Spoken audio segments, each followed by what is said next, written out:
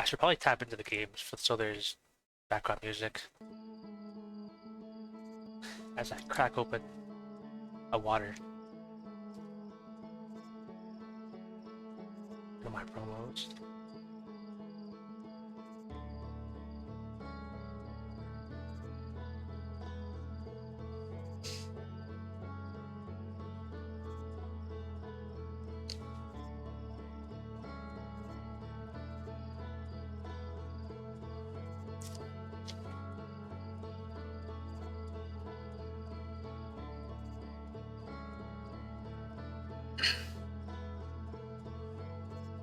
Okay, I think that's everything.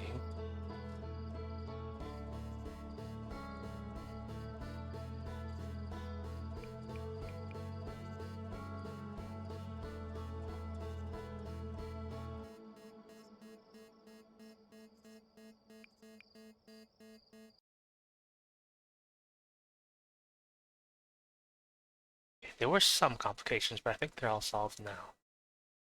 So I think I just throw it.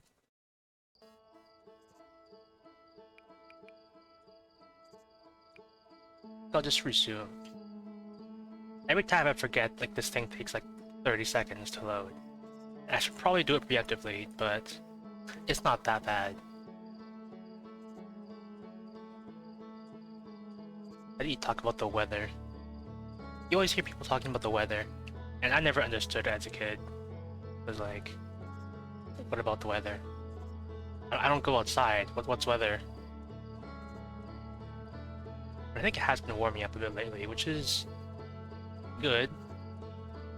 I kind of liked it to be like chillier, but it's nice to have a functional society where people can go outside and not get like injured on ice or have to shovel hundreds of pounds of snow every other day. Actually, the rain is really nice because last night it rained like really greatly. It it rained and it was really great. It rained greatly and it was very positive. That's what I'm trying to say.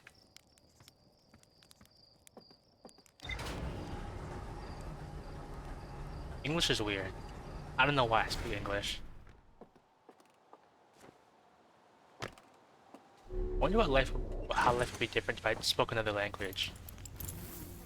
Which, I guess I kind of know because English technically is my second language. Okay, like, what counts as a second language? Because English is the second language that I learned, but I only speak English now. What's the map?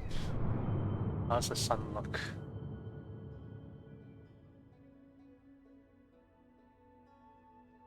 You know, let me hope I'm in orbit. I don't need a repeat of what happened last time. Cannon. Subsurface energy read. Where?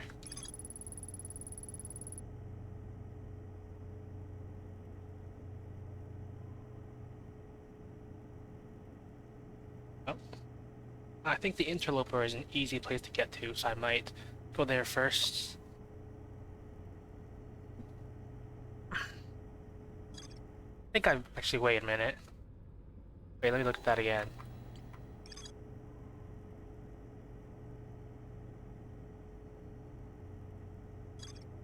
Okay, I'm heading to the interloper. Wherever that is. Is my thing working? Kind of far. My stick's working.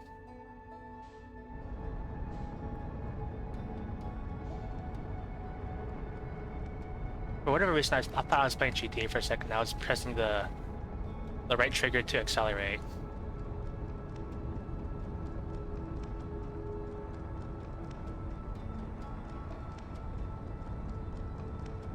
I can kind of see it. I just hope I can like get there safely, because I have a habit of over accelerating.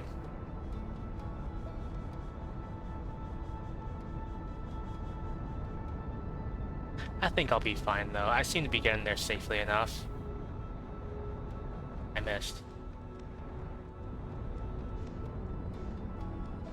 Well, at least I didn't crash into it. Now I'm missed it by like 50%. I'm halfway across the other side now.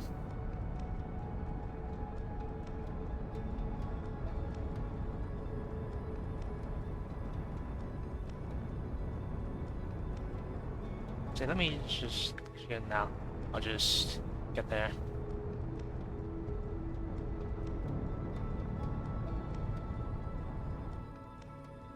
Yeah, what's that? Oh, wait, what is that thing?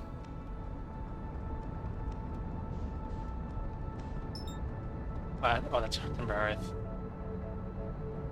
I'm just gonna autopilot and hope I don't like rear into the sun.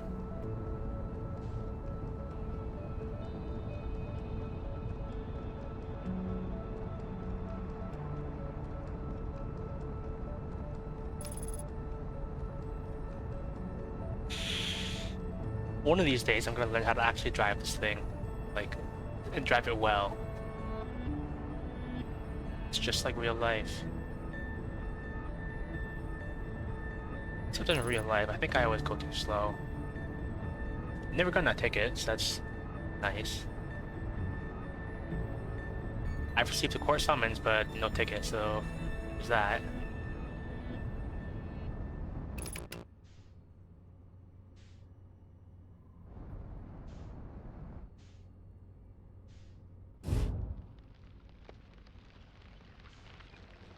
It should probably land correctly. I made it.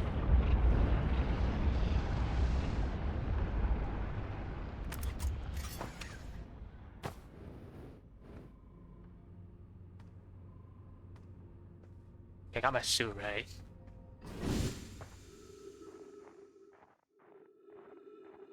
So, I think I saw like the ice melting.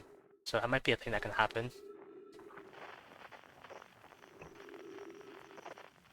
I don't know if there's any quantum fluctuations nearby. I don't think so. Stress beacon, it's far away.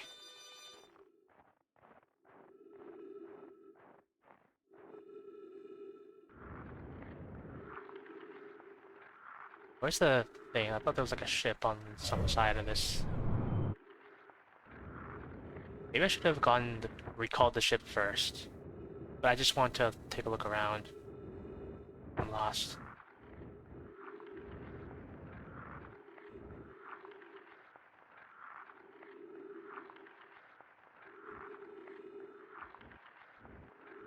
Where's my gravity?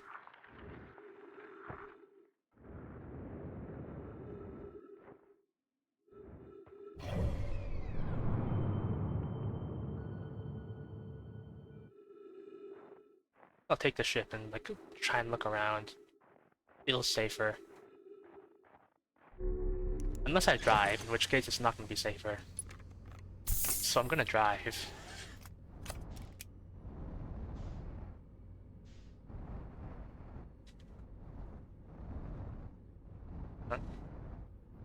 I have an idea.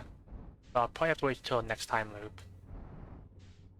I think it took me so long to get here that like it flew close to the sun and all the ice melted, and I think I missed my opportunity to see what's under the ice. There's the ship.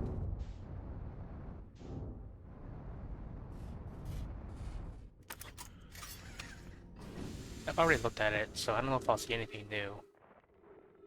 Like, I already read this thing, right?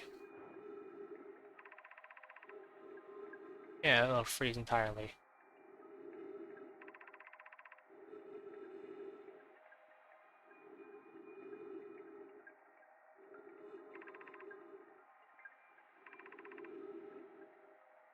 Okay. Yeah, let me look at this thing again.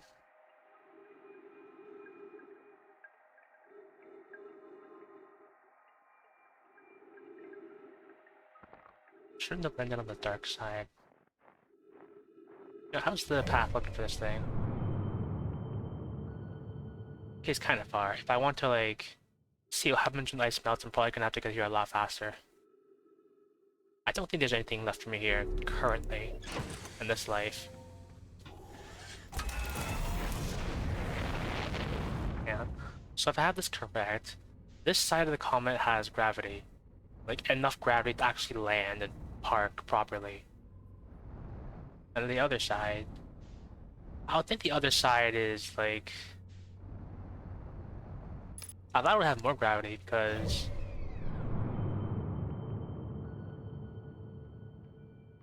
I don't know if that's how comet trails work. I was gonna say like, oh, it's traveling in that direction, so it's like surely pushes down on you. And then I looked at the map, and it didn't look like that.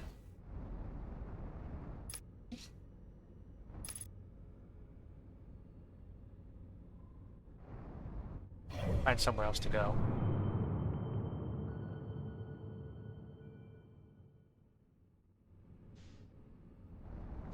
Whitehall Station. Does that tell me like where I'm facing? Yeah, yeah. Oh there, I'm looking there.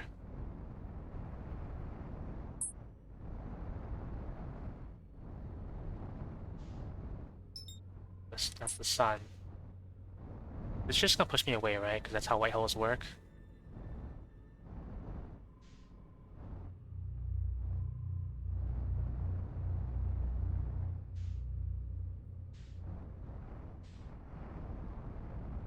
Well, at least I can take a look around here. See what there is. These things don't seem to have names. I don't think I'll see much around here, because I don't know. I don't think there's any text I can read while I'm in the ship, so I don't think I have to worry about that.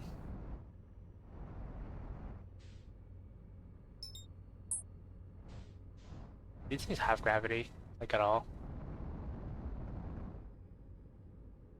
I remember I couldn't roll the ship. When I first started playing, I didn't know I could roll the ship, so I just drove the hard way. Oh, there's gravity. There's no gravity. I don't think there's anything here. I didn't see anything on the ship. So I don't expect there to be anything visible right now.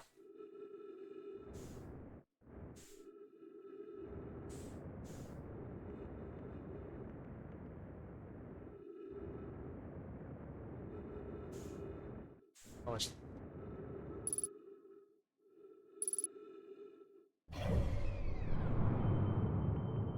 I would think that this Whitehall station would have like a marker on the map or something, because I think this is a significant place.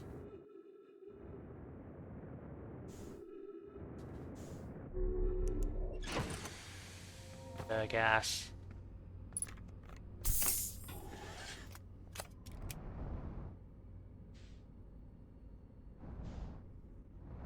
Anything on the other side? There's gotta be something around here. Oh, this is space junk. Oh yeah. Right before I started, I had some complications with my controller, which I have dealt with before and have painstakingly figured out how to fix it. Kinda. Or at least what to aim for so it doesn't happen again. So it turns out, I don't know. Turns out I have to plug in my controller into the exact same port every time, for one. And two, I need to make sure I plug it in when nothing else could possibly use my controller, because then it's not going to run exclusive mode. Which means, like, my camera's going to rotate and everything, and I'm not going to be able to stand still. I'm going to drift a whole lot more. What did I see? Look at this thing.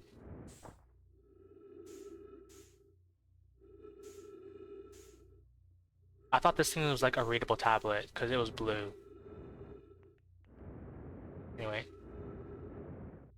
So I plugged in my controller, and then it's like, I'm running it in shared mode, not exclusive mode, because DS4 gives you a little check mark if you run it in exclusive mode, like you're supposed to. So I thought, okay, it's a little unusual. I did something similar that I did last time, like the last few times. And so what I did was I unplugged my webcam and I closed Visual Studio Code, and I plugged my controller back in, and it worked.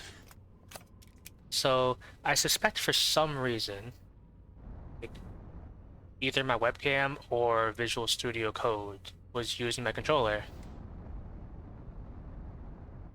Which I guess is not the weirdest thing. What am I looking at?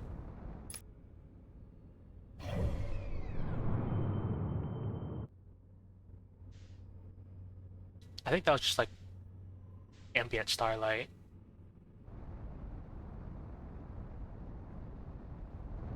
Can I just go and like something's fine? I was gonna say like can I just go into like one of these bright stars, but every time I open the map, like and then close it, it just disappears. So I don't think it's supposed to. Autopilot back to the interloper.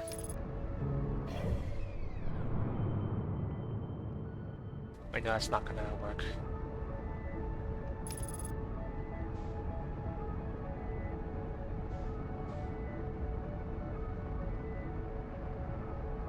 I want to triggers the music.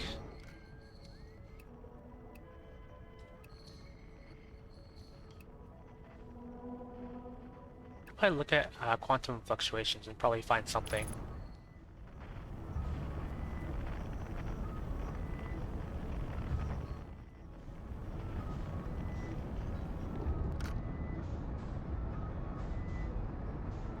Because I heard the music kick in and I thought, oh, am I running out of time? And I checked. And then it's fine. Wait, can I like zoom in? It's fine. That was just ambient starlight. Oh, I did have an idea for Dark Bramble.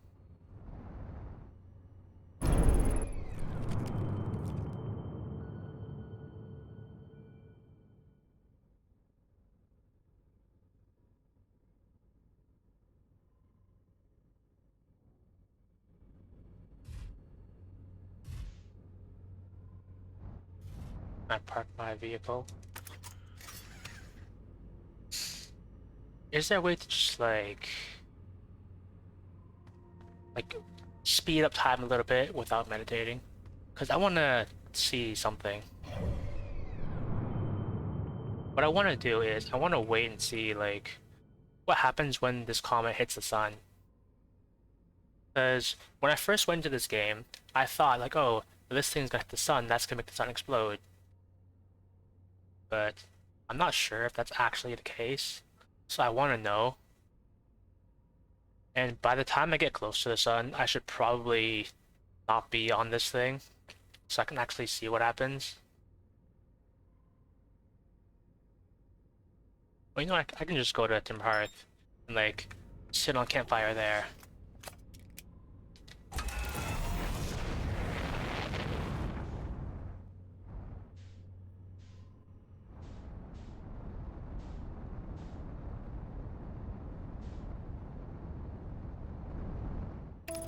I'll make sure it's in front of the sun, so I don't hit it. Because if I fly manually and miss, I'm gonna hit the sun. And I'd like to try to avoid doing that in the future.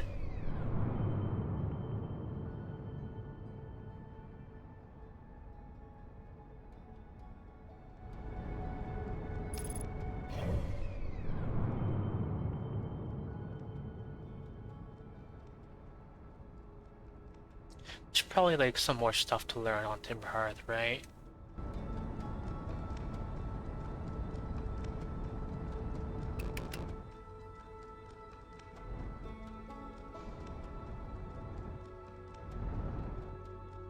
As long as I don't crash land.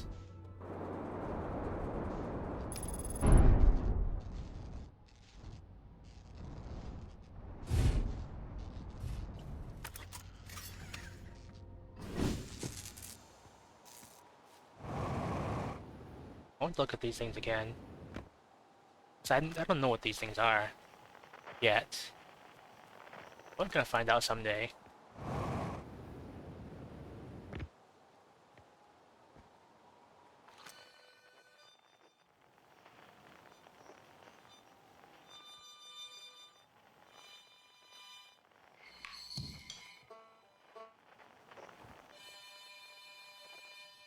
Intermediate. Is that just like that one that thing that crashed down somewhere and then you shoot a scout through it?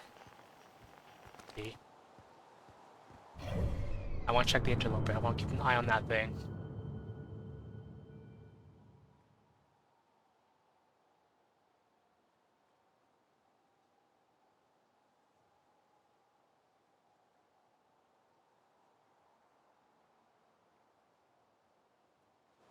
Actually, if I want to do this and actually watch and see what happens, I should probably get further away from the sun. Probably. In case I otherwise blow up immediately and not be able to see anything.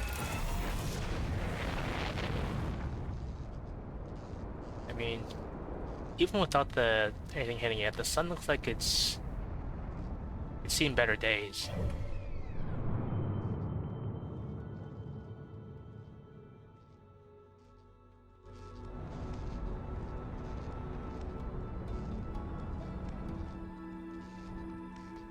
Is there like a nearby bro I could go chill with while we wait for the end of the world together?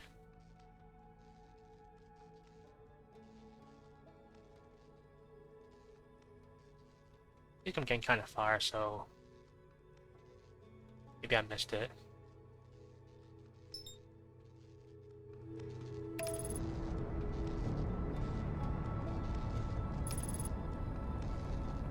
Or if I go visit the... Actually, that's probably a bad idea. Because if I want to watch the sun, I should use the map. And if I pump that thing, I'm gonna kill the map.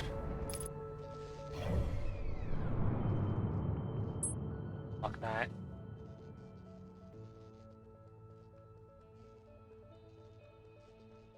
Where's the sun?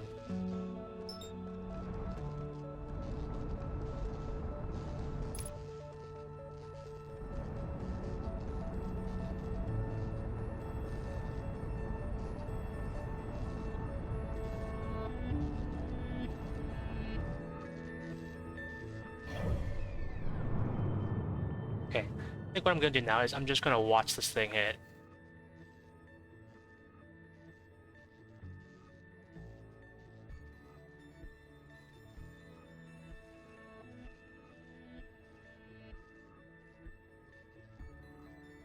Is that what causes it? Or...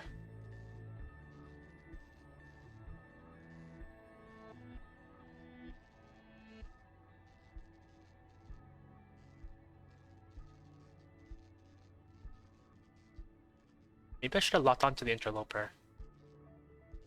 Because I don't know like where it is. I don't know if it got destroyed or if it's in there somewhere.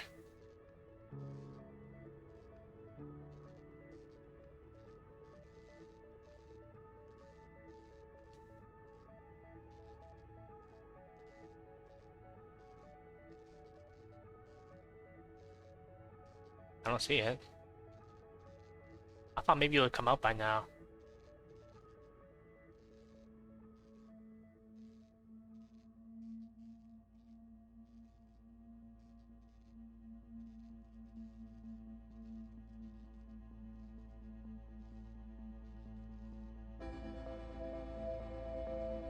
I think that's it.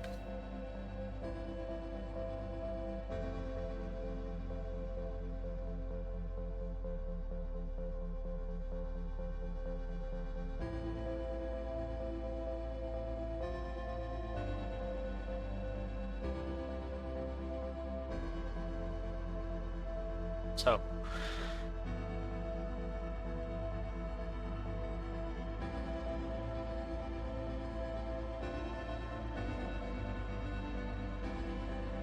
There are a couple of things I want to try next time, but for now I'm just gonna watch the sun explode.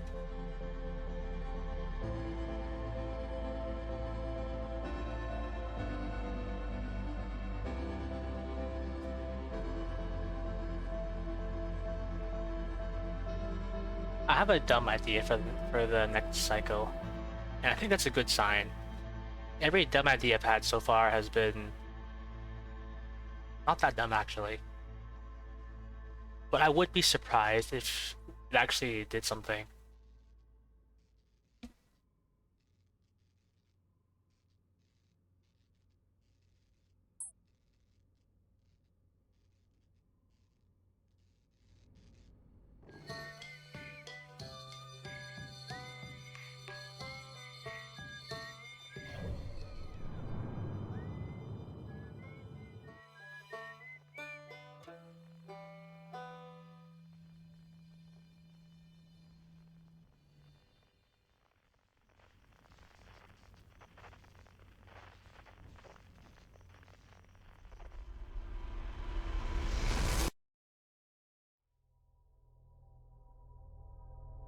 Okay, so I think I've confirmed it is the interloper hitting the sun that causes it to explode.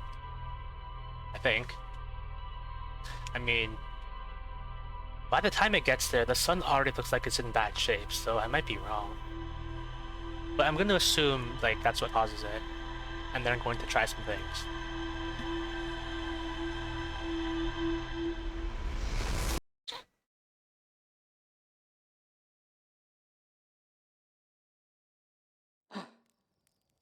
Yeah.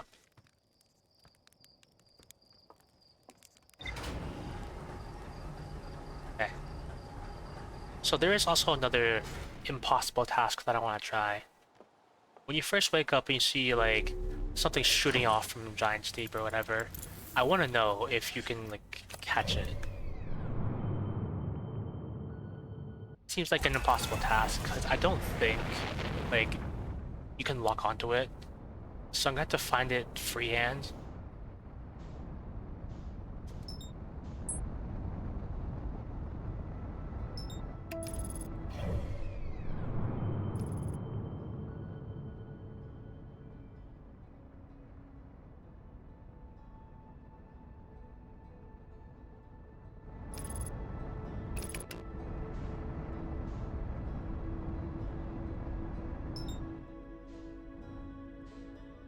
Ah, keep locked onto that for now. Hang on.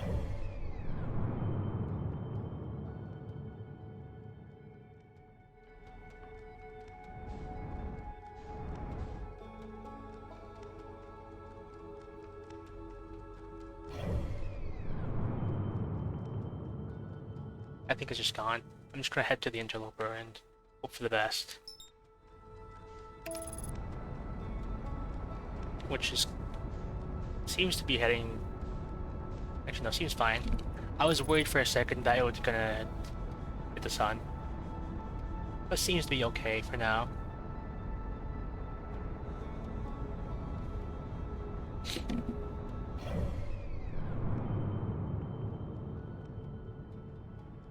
I hope.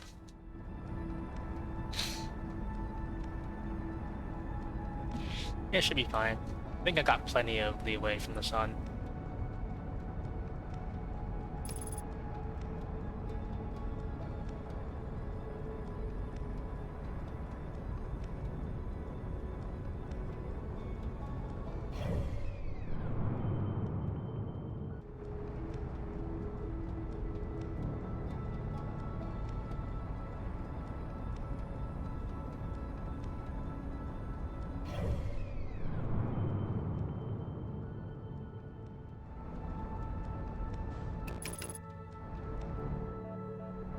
Your shot target. Is it because the interloper is moving really fast, or is it because the autopilot actually can fail?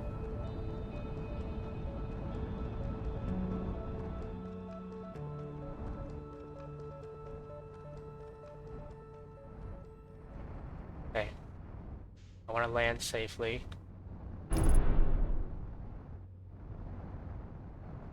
Safe enough.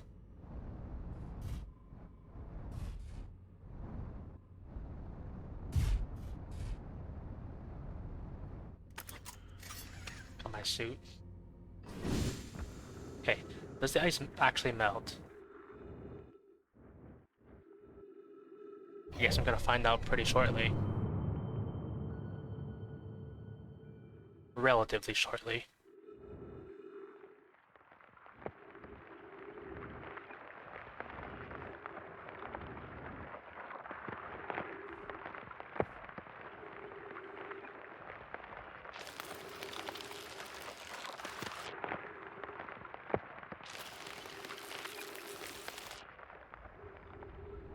Know what to do.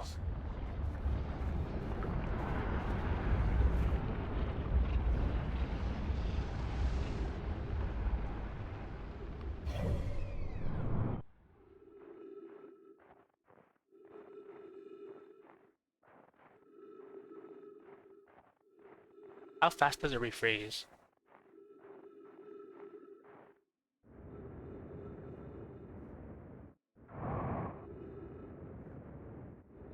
I think that's pretty fast.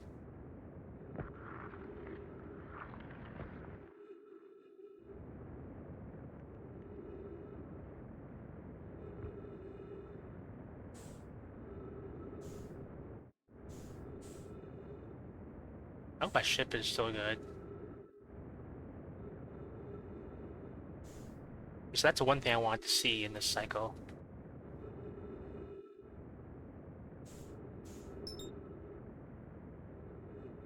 Next thing, I want to know if I can, like, alter the trajectory of the interloper.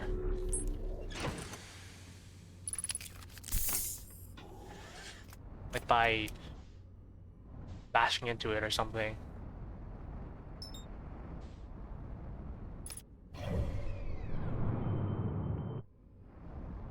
So I want to get in front of it.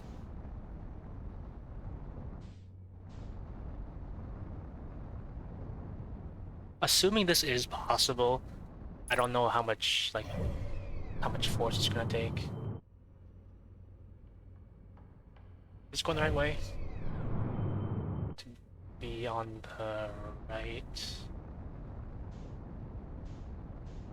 So I think this is the direction it's headed. It'd be a lot easier to tell if this thing actually rotated correctly. I think this is not right. Can I bump into it anyway?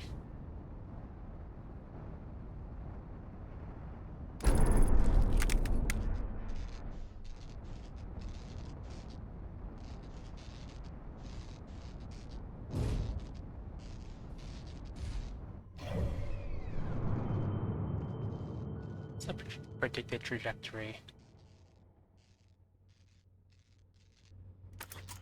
Okay, for once, I'm actually gonna repair my ship, like in this cycle. Because I'm going to be bashing it over and over again, repeatedly. And it'd be nice if that didn't cause me to die.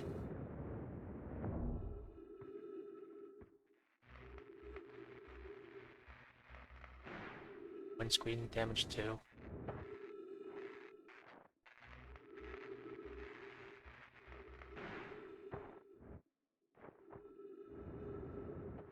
I think that's all the damage.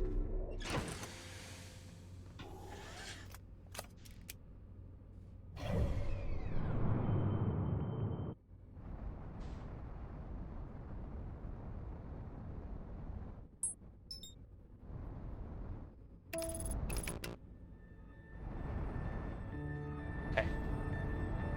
I wonder how hard I can hit this thing and not immediately die.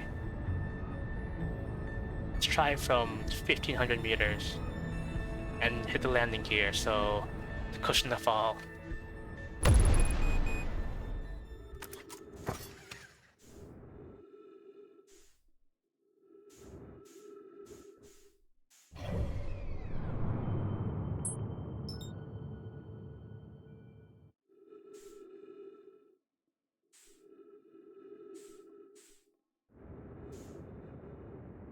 So I don't think I can land from 1500 meters with full acceleration. That might not be it. But I didn't die.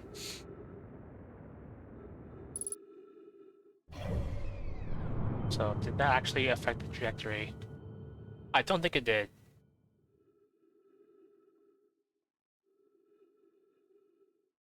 Uh, it's been a while since I've been to Brittle Hollow. You know, I should probably aim to go somewhere where I can actually land safely like this. Which I guess is going to have to be Brittle Hollow.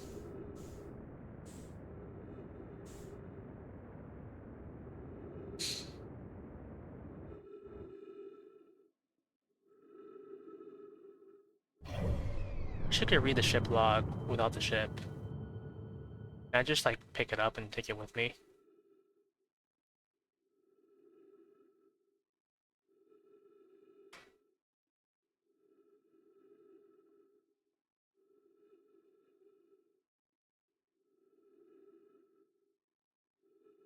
I have another dumb idea. What if I like bonked the map satellite and pushed it into the sun? Because from what I know, this thing seems pretty delicate. It seems pretty easily pushable. Oh, did I miss it?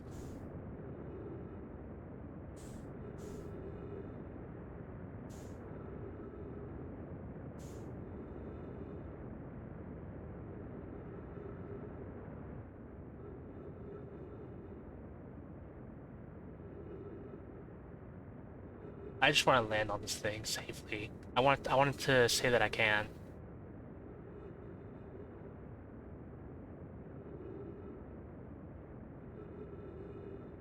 I can use like all my fuel though.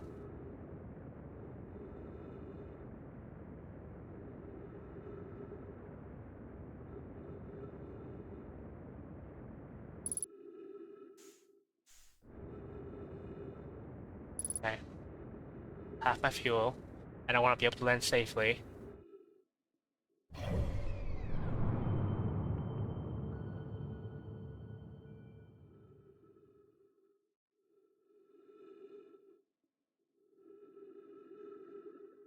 It's gonna take like 1 minute.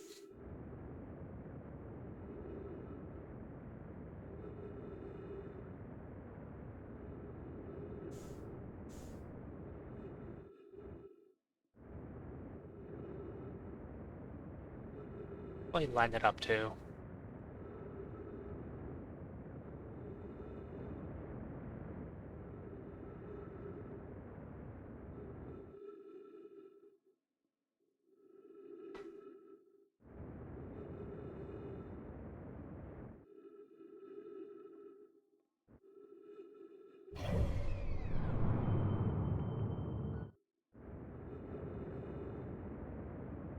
I'm getting further away. Use all my fuel like this. I at least want to touch the planet.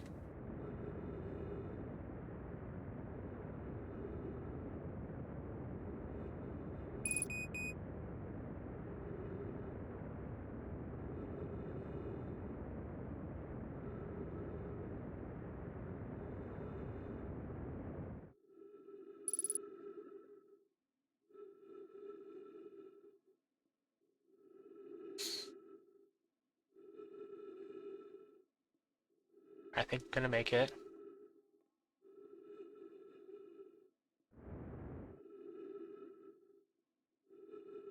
I start slowing down.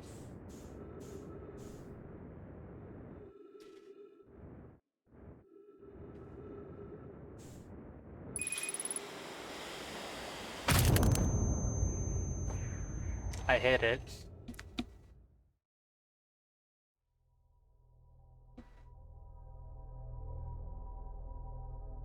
How do you know? I did say I want to push the satellite into the sun, but that can probably be for another time. there's probably more productive things I could be doing, both in game and in my life.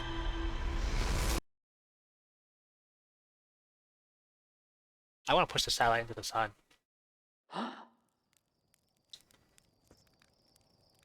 Really? Every time I wake up, I want to see if I can try and catch that thing.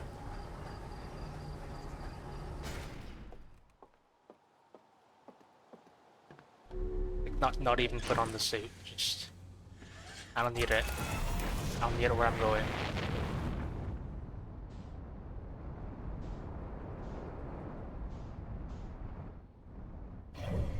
Get to Giant's Deep. Go.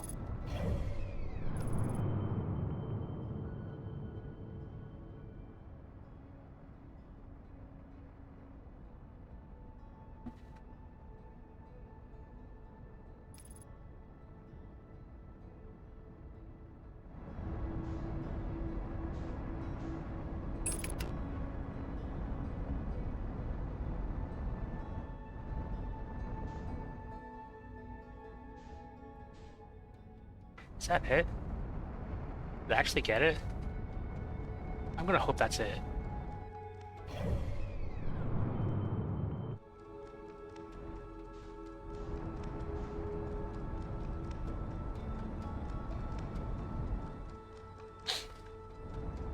There's no way that's it, right?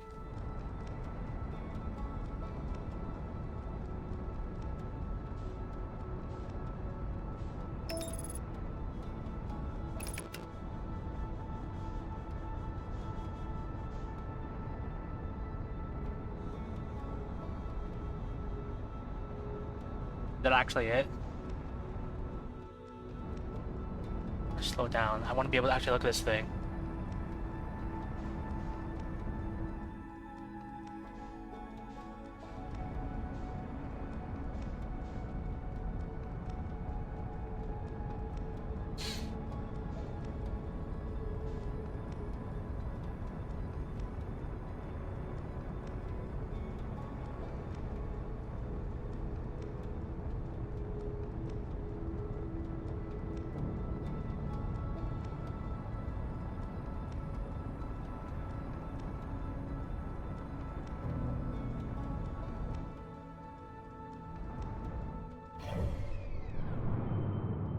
The map's not gonna do me much good here.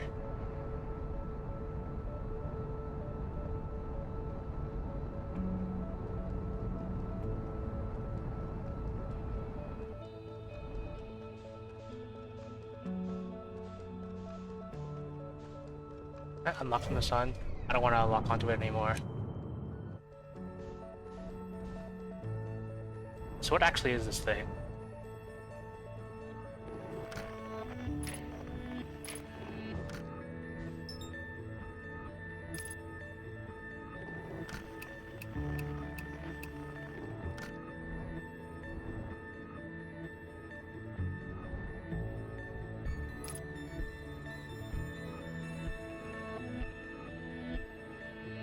My screenshot button,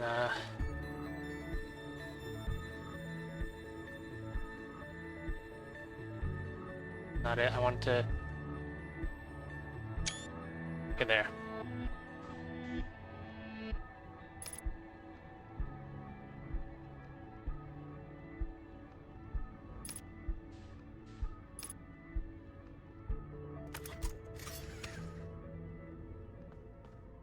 I have those... Maybe I can... I forgot the suit.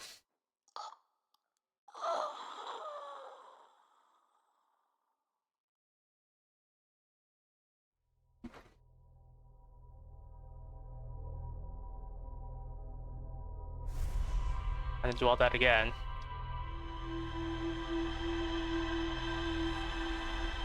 Well, I got my screenshot, so... Okay.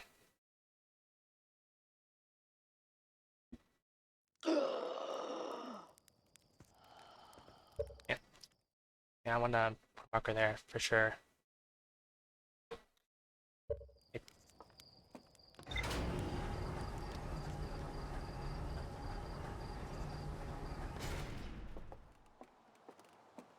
Wait.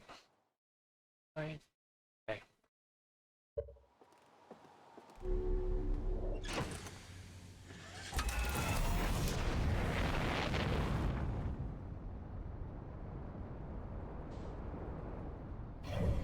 I have a mission. Where's it now?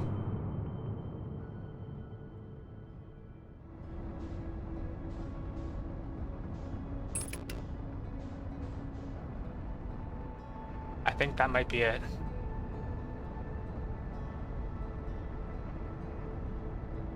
Okay, I gotta remember, put on the suit this time.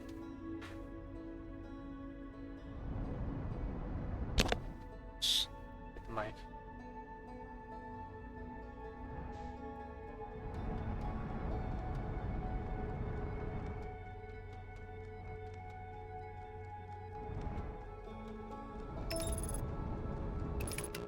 Why does it put me to the sun?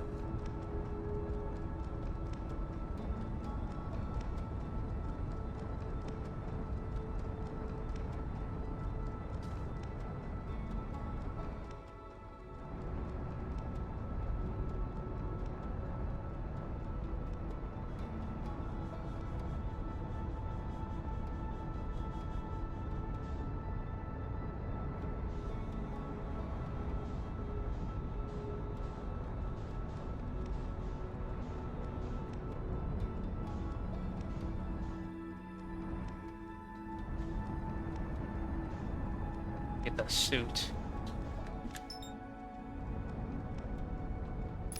The suit.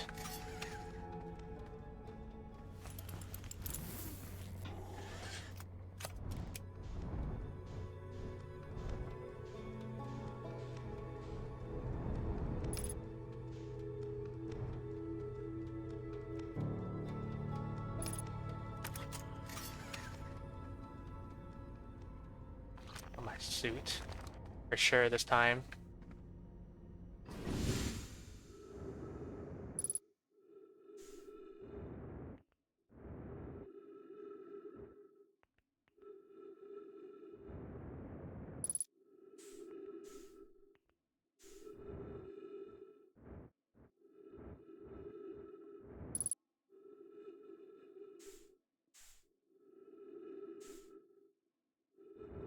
What is this thing?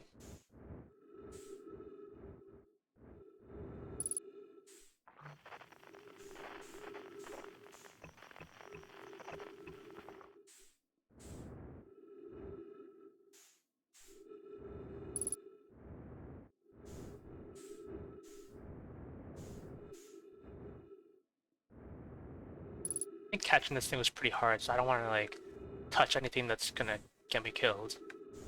Yet. It's pretty dark though. What's on top?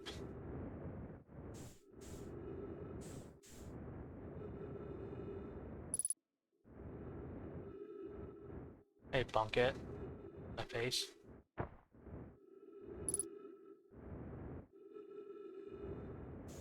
Okay. Head back to the ship. Maybe I can like bonk it with the ship.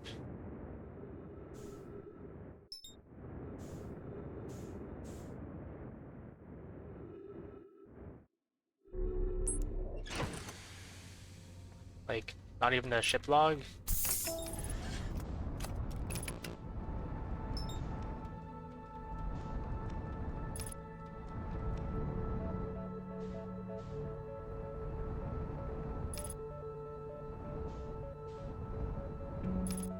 I like bonk it.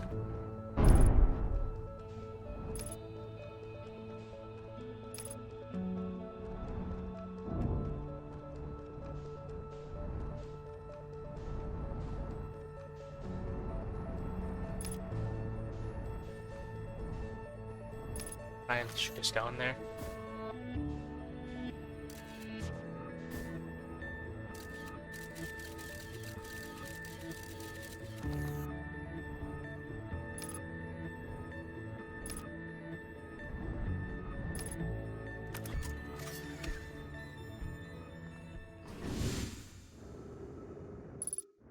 I touch it now.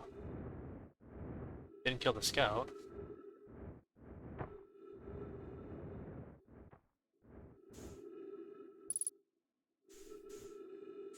This reminds me of the DIG Forbidden Hot Tub.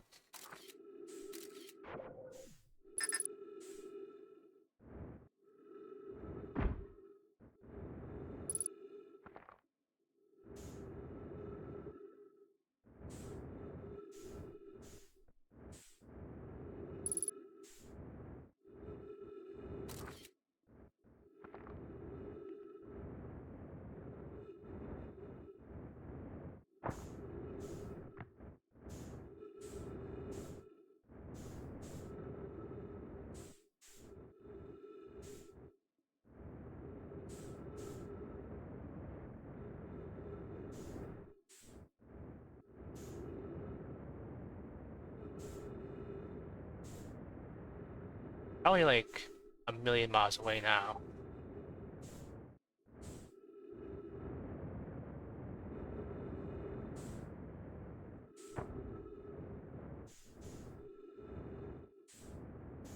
Work on my landing gear. Good enough.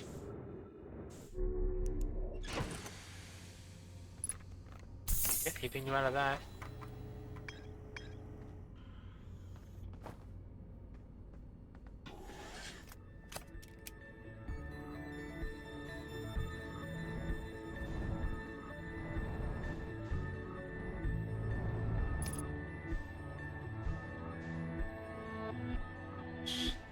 How far away is everything? Okay, a couple 100,000 meters away.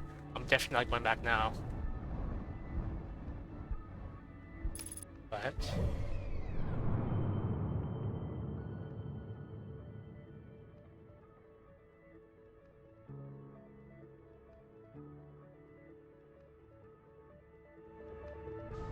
I push this thing.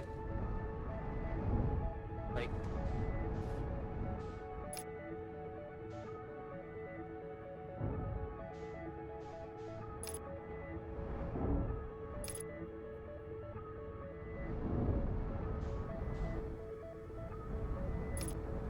not actually affect this thing's like trajectory. I wanna know.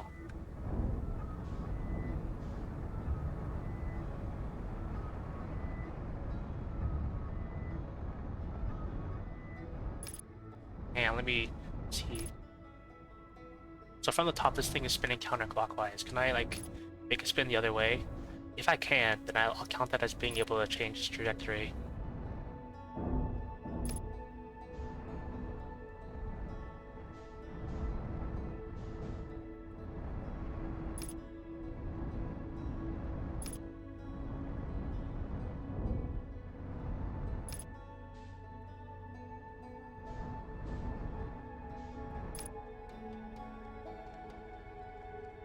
I don't think I can change this thing's trajectory.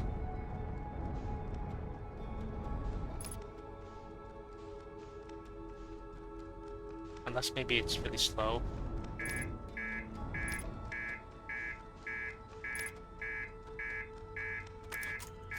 Hey, I should probably repair the reactor, because last time I didn't, my ship exploded. And this is how I turned my ship into a time bomb. Except I don't know where the reactor is. This thing.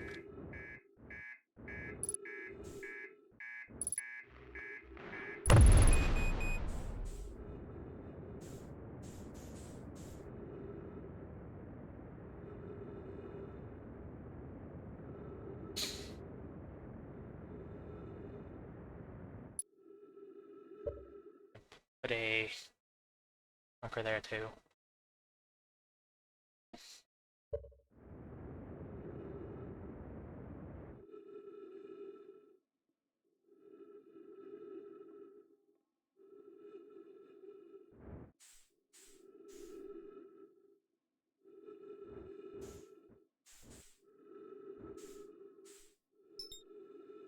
That remains my ship. Hang on. Got my scout marking there.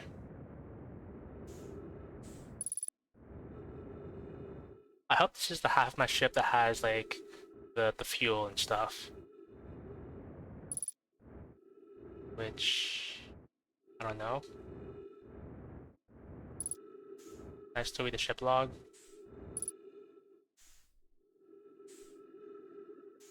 Sign is the right way up.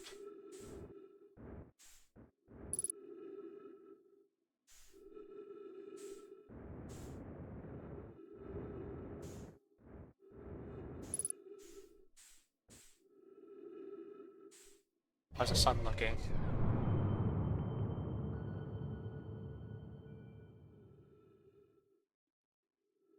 I still got some time.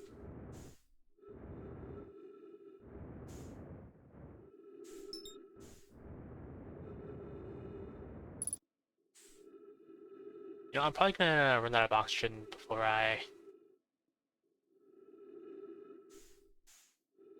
the sun explodes. Like, if there's anything I need to do here, I should probably do it this life.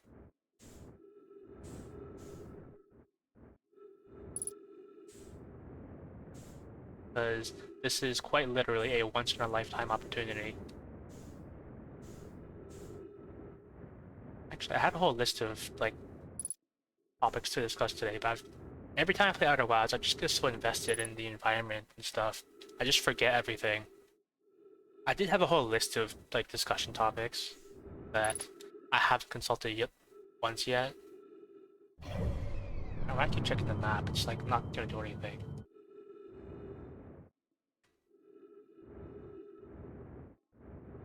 If I get in this thing's way, it's gonna like knock my lights out or...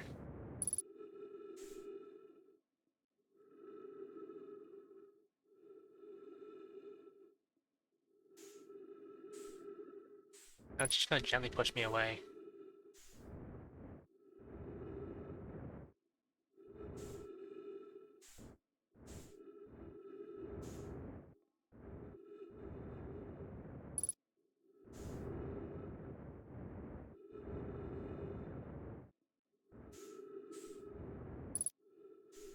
I want to take a screenshot of that, just in case it becomes relevant later.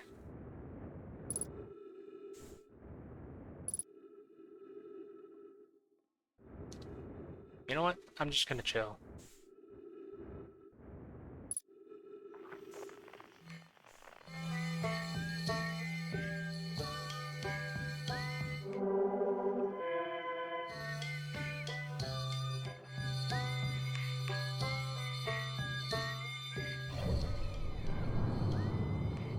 I don't know how far away I am.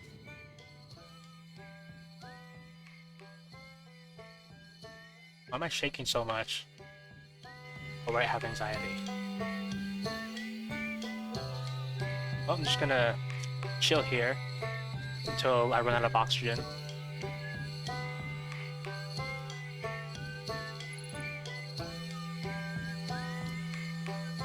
In approximately 3 minutes.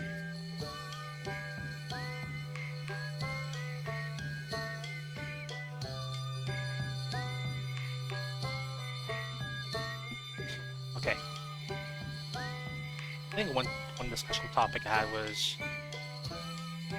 I think I mentioned before that whenever I'm on the toilet or whatever, I look on my phone for mobile games, knowing that most mobile games are probably gonna be garbage. But I try them anyway out of boredom.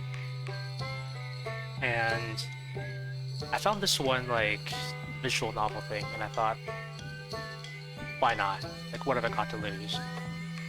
So I tried it, and the first thing I have to say is that it plays like one of those infuriating mobile game ads, and I mean that in a really bad way. So like, it's a visual novel. Like, you know those mobile game ads where it's like a visual novel and then the character says something and your responses are like really wild.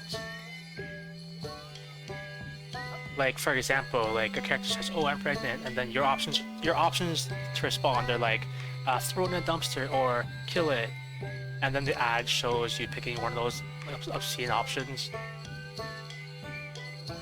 It's kind of like that, but so in this visual novel that I played, one of the first decisions I had to make was like, what kind of outfit do I wear? And it gave me a selection of some outfits, and the thing was, you had to buy the outfits.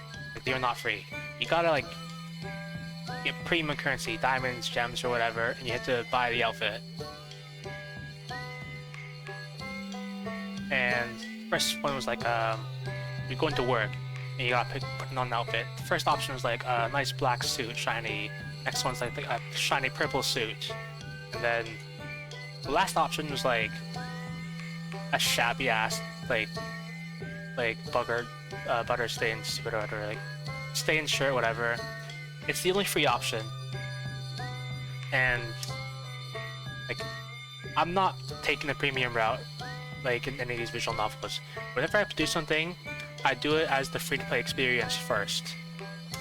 So I went with the shabby outfit, and the kid's like, "Man, I should really wear something better. Do I really want to wear this thing?" And you have an option to go back and spend money, or you can go ahead with your shabby, obviously subpar outfit. So I went ahead with that, I went to work and all the characters were like, man, that's a shabby ass outfit. You would hit nothing better to wear. And then like the boss is like, they're like, oh man, you look so ugly. You're fired on the spot. And I'm like, okay. And then like, I don't know, I got a picture or something like I would have got a picture, except you have to pay to see the CGs. Like, one of the selling points that got me to try this thing in the first place was like, it said something like it had ASMR audio, like you could hear the characters talking to you, like with specific voice messages or something, and I thought, oh, that sounds really interesting. So the thing is, you have to pay for those too. When you first start the game, you do get like 50 diamonds or whatever. 50, 80, you get some. What I want to know is if there's like a daily login thing where you log in and you get some diamonds for free. That will enable you to actually experience the full game for free. So far, that does not seem to be the case. What it seems like so far is like, for each chapter of the story I read, I get 1 diamond for free. Up on the suit. I'm not gonna have a repeat of like 2 lives ago. It's gonna give me PTSD. I'm never gonna live it down. So, it's not looking good for like this game. Like currently, the only reason like I haven't like uninstalled it instantly was like, this is such a remarkable game. Like this is the most insulting game I've ever played. I want to see if it gets any worse, or if it actually, I want to say redeems itself, but not really, because like a normal person would not give this game as much of a chance as I'm giving it. So to most players, they're gone, right? So if by the end of today or by the end of tomorrow, I don't get any free diamonds or whatever, like from logging in, I'm just getting rid of it.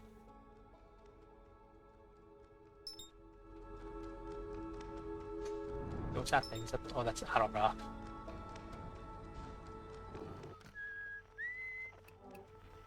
Checking. Where's the thing I wanted to look at? Oh, that. Yeah. So, I went through the story with like very, very low interest. Like I was literally just spamming through all the dialogue because I could not be asked because the game was so bad. And I just wanted to see if it got better. And the dialogue options were like also a big slap in the face, because it's like you have to pay for the actual good options. Like they ask you to do something and it's like you have 2 options: pass spectacularly and impress everybody, or fail like a loser. In order to select the good option, you have to pay, and I'm not gonna do that. So every time I picked like the failure option, and my experience in the game so far is I would describe it as a story of failures, because that's what my character feels like, because I'm not allowed to pick any of the good options because I don't pay.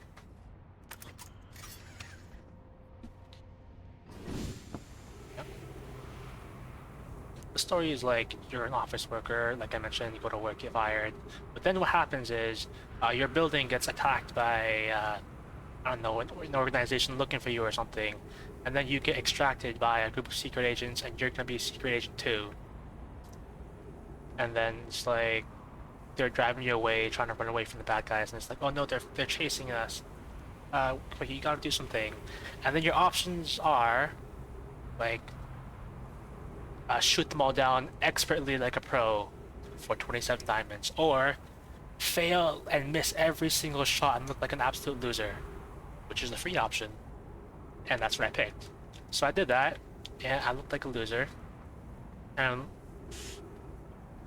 feels bad.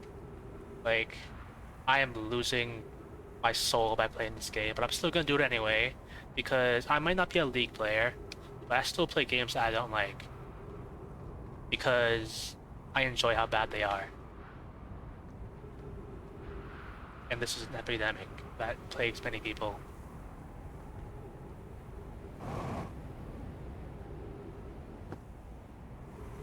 want to go see what that thing over there is. I should probably drive.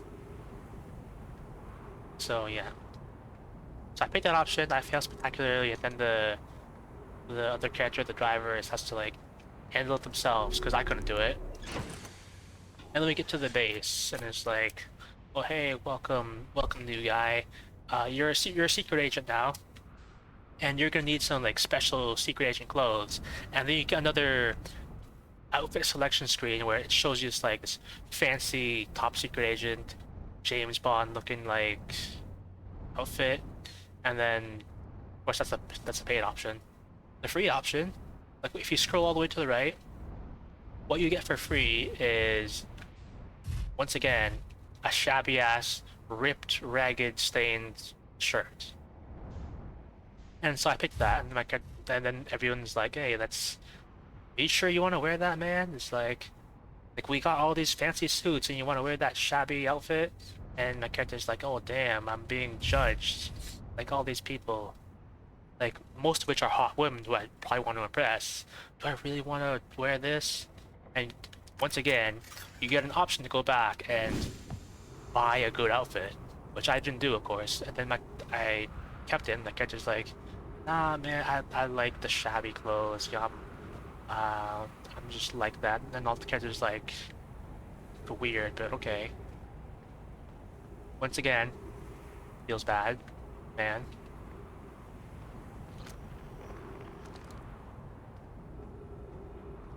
Then more stories. Let's see one. Then oh yeah. So you get there, like they give you they don't give you anything. They give you an option to like purchase a decent outfit, which I didn't do. And there's like, okay, Mr. Shabby Ass Clothes, it's time for your training to see what you can do. First up, target practice. Can you shoot these targets? And then the options are like, shoot them all down like a pro, or miss spectacularly and don't hit a single shot. And you know how it is. To succeed, you have to pay, which I didn't do. So yeah. And then, like, clearly this is a visual novel about, like, you know, romancing women and whatnot.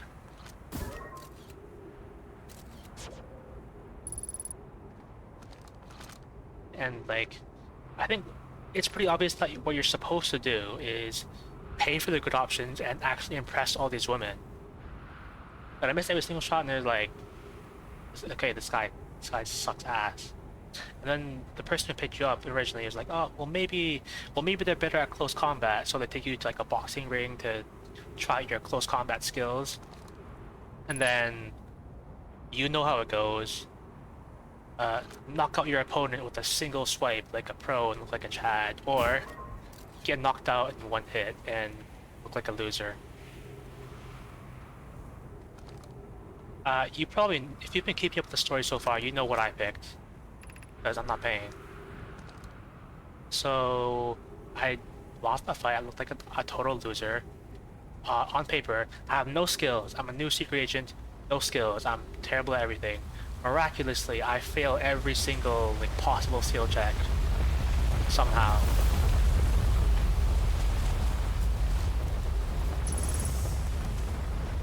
Yeah. And then it's like, oh man, I'm terrible at this secret agent thing because I didn't pay to pass my skill checks. And then, one of the other female like secret agent characters, the one who like is my favorite and who I was most tempted to spend on, but I did not because I'm no simp. Today. Hey, ever. And they came in and it's like, hey, I saw like you tried your best, and I still think that's pretty cool. Like I still want to get to know you better, and like I think they were really cute. They were absolutely adorable, and it's like, hey, do you want to like go hang out like tonight, because you and I are gonna get sent out on a mission tomorrow, and I think like we should have some time bonding and getting to know each other so we can like trust each other, right? And then your character is like, but once again, you have two options. Okay. One, it's like you agree to hang out with them. It's like you go have like a fun time, get some drinks, get to know each other, which is the paid option. See, I've been trained to read these things. And of note, this passage leads to breathable air. Refill your supply tank there. We cannot tell how far or deep these tunnels may wind, but do not linger, as the area is exposed to the heat of this alien sun.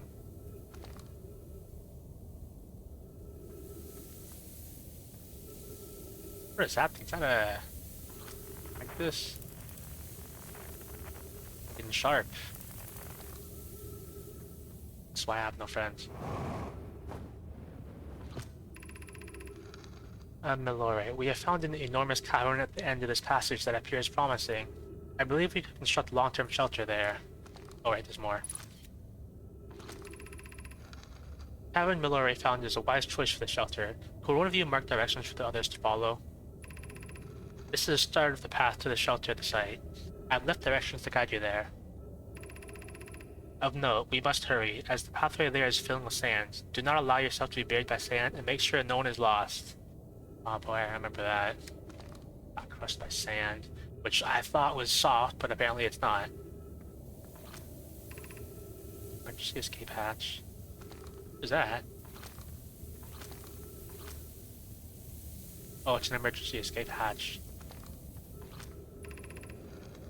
Keep moving, friends. There's nothing of interest at the end of this passage but rocks. Okay, I wanna read all this dialogue, and then I promise to get back to the story, because I want to tell you about this terrible visual novel that I played. But I'll get there. And while these rocks are interesting, they can wait until a less urgent time. Do not follow this tunnel to its end. Coleus and I will examine the horror that lies at its terminus later, provided we live through this.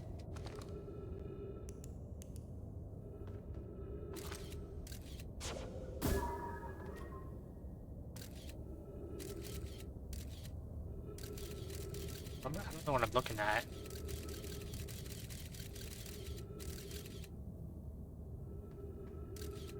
I'm gonna leave that there. I don't want to be scared.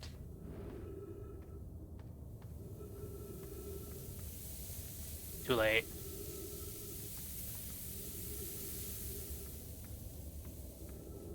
Could I at least ask like some company as I'm exploring this deep dark cave? Not too much to ask for.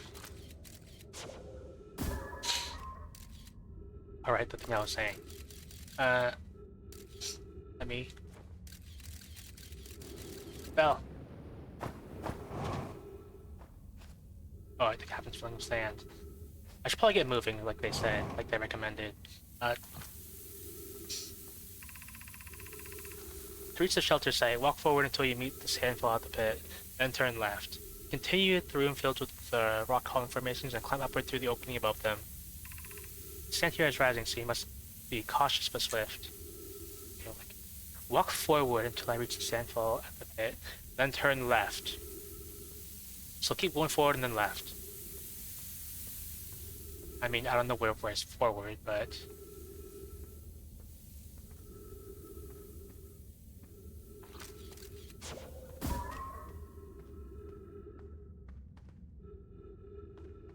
Then turn left. I feel like I'm doing this wrong. And left. And this is left.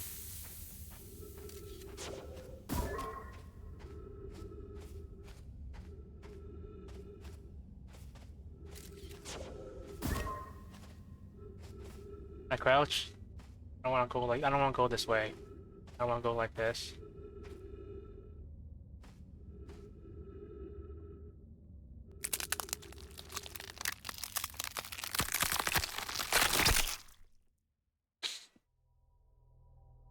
So anyway, let me turn on my light.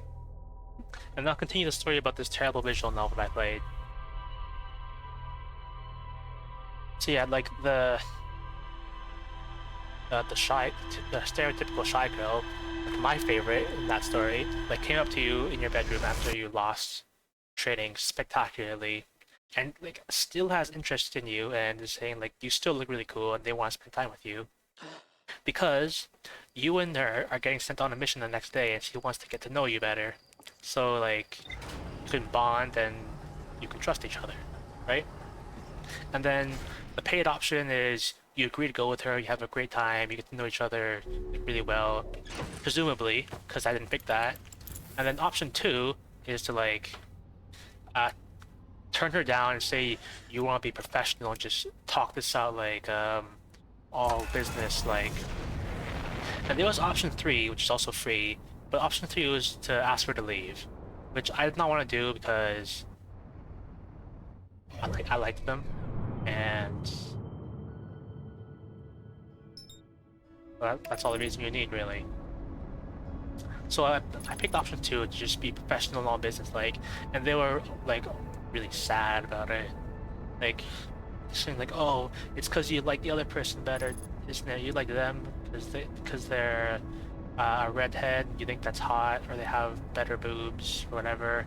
And my character's all like, nah, it's because I want to be professional. And she's like, okay, it's okay, I understand. You hate me specifically, and at the end of that interaction when she leaves, your character says to himself, like, oh man, that could have gone way better. If only I had agreed and paid. You know, maybe this is why I don't date in real life, because I'm not paying anything. Wow. Well, you know. So, yeah, that happened. And I was a little sad because I wanted to hit, or as the kids say.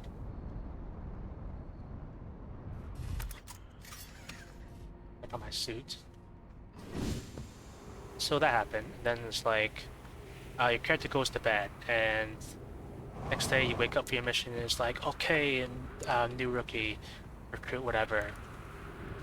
It's your first mission, and you gotta wear some like special tactical gear, so suit up. And if you've been following, you probably know how this goes by now. But I just want to know what it felt like.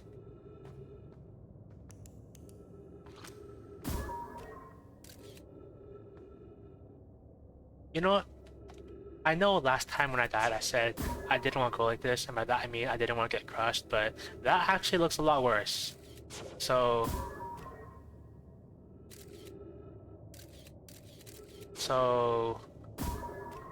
I think I'm actually pretty thankful that it went down like that instead of like this.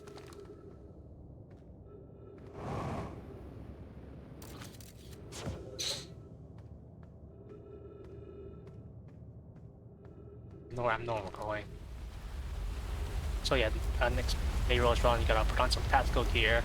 And if you've been following to this point, I told you this plays like an infuriating mobile game ad. You get a couple options, like some fancy tactical butt cheeks kind of thing, solid snake looking thing, or the same shabby clothes like I was talking about earlier, like a black sweater, a black turtleneck, and it has a hole in it, like so you can see at the guy's chest, but not in a sexy way. It's just like a way that says this guy is poor and doesn't care about hygiene kind of way. And so I picked that because it was free. And then once again, all the kids were like, are you sure you want to wear that? Like, your casual clothes. You're going to go on a top secret mission where you could get killed, and you're going to wear that ragged turtleneck, and your characters are like, oh man, I gotta impress all these ladies. Should I really wear this? And you once again get an opportunity to change, which I did not take, because scam. Fashion is a scam, people. So I went on the mission, and it's like, okay, we have two approaches. We can go in like from the... I believe the mission was like, you gotta infiltrate this facility and steal a USB. And then your partner, who I have to admit, is very cute and very sexy, at least if you ask me. And she's not gonna ask anybody else, because I'm not gonna tell you what this game is, because it sucks so bad. So yeah, she's like, okay, we have two approaches. We can go and take down all the guards, or we can like roll up the side and climb up and go down the skylight, which you want to do. And I said, you know, let's rope down the skylight. So that's what we did.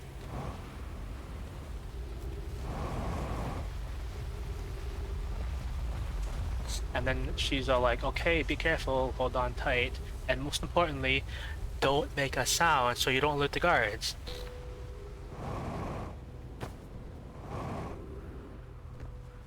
So then like you rope up, and then as you're climbing up, you get another dialogue option.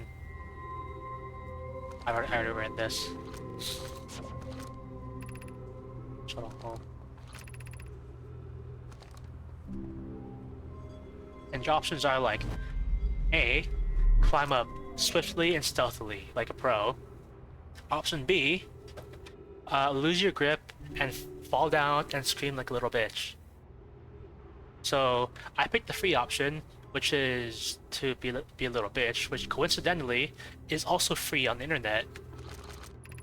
I picked that, and then the character, my partner caught me, and she was like, "Oh man, it's a good thing I caught you, but could you not scream like that next time? You're alerting all the guards and turning me on." But okay, she didn't say the second part, but I could have imagined it. So yeah, we get up all in there.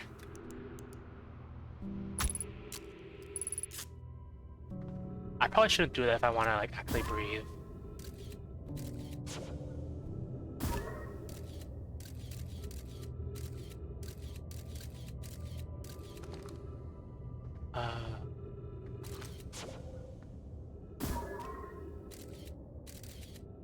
See some ghost matter crystals, structures, but I don't see any ghost matter.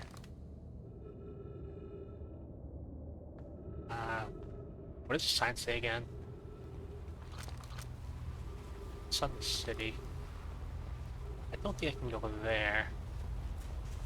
And I've already been in the ship, I think. I saw last time I commented like how empty it was. So, okay.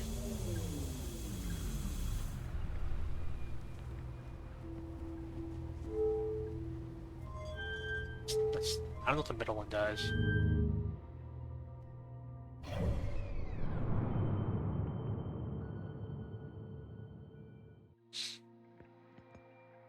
I've already been here. Yeah. Yeah, something about a fisher, and they've been gone for a long time. See the shuttle, not. And then they were never seen again.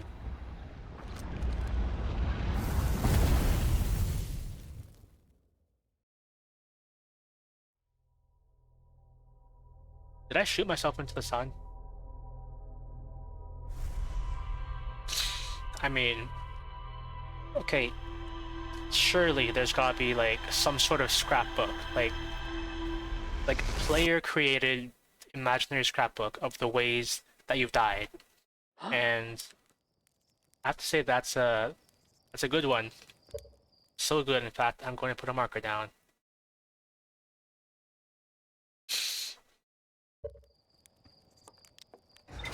Yeah, so all that happened. Also, another detail, like the only thing I like about this visual novel is like, yeah, as a secret agent, you have like all these sexy women around you who supposedly you're supposed to woo and impress. But also, you have like your driver, who is a big, like, jolly overweight dude. And I have to say, I'm hitting it off with this dude a lot better than I am with the women. Because he's totally free. You have the option to you know, bully him and hate him, but nah, he's cool. He's the only bro I have in this story. And we gotta stick together.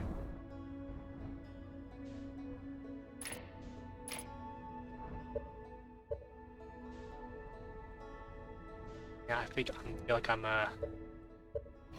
my joystick's not working. How did I fix this last time?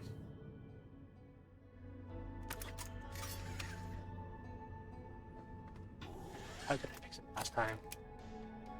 Is it like my thing get shared? No, it looks fine.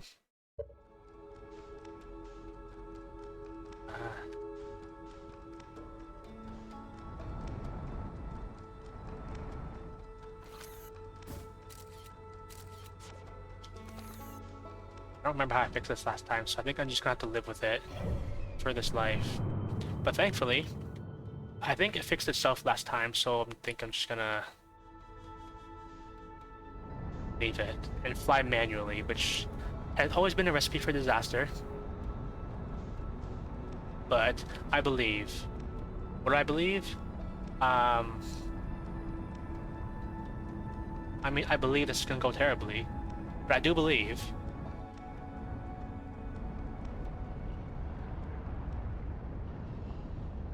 Especially since I've missed the mark completely.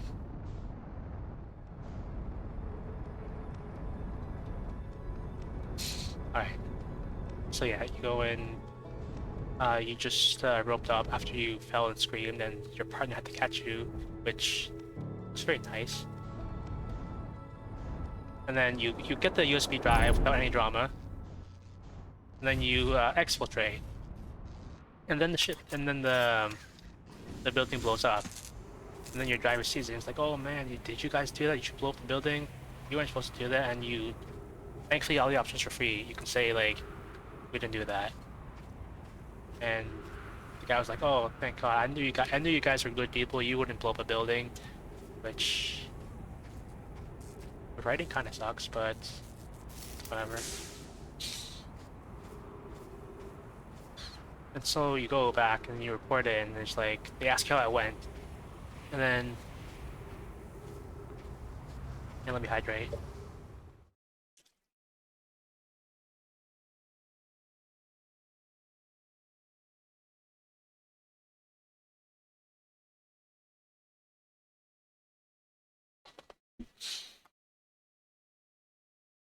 They asked how I went, and then thankfully all the options were free, which in that game was a breath of fresh air. And then, like I was really turned off by the game, so I just picked like, ask my partner, because I felt so disinterested by the game. Also because this debriefing was like done in a hot tub, like it's like to de-stress and relax, and I didn't get to see my partner in a swimsuit yet, and I wanted to see that. So I told him to ask my partner so I could see their dialogue box and portrait pop up, which was very nice, I have to say. I can still see it in my mind. And then she explained it, and then Ian goes like, "Oh, I see. We're gonna find out who did this. And by the way, MC, Mr. Shabby Pants, go sleep. We'll have another picture of you tomorrow." So you do that, and then like the next day comes up, and it's like, okay, you get paired up with another woman, like who I have to say seems a little bit like the dom of the group, because she's always like militant, always telling you what to do, like, come here, wear these clothes. Also, when you got to decide your like clothing outfit options for secret agent stuff, she's also mainly like, really, you want to wear that? That looks so bad. You should wear this instead, sir. And then you have to tell her no, and she's like, okay, whatever, man. And clearly it's a failed attempt to boss somebody around, which I like watching them struggle. So, yeah. There's sun coming close. Oh, something else is coming close. Is that gonna kill me?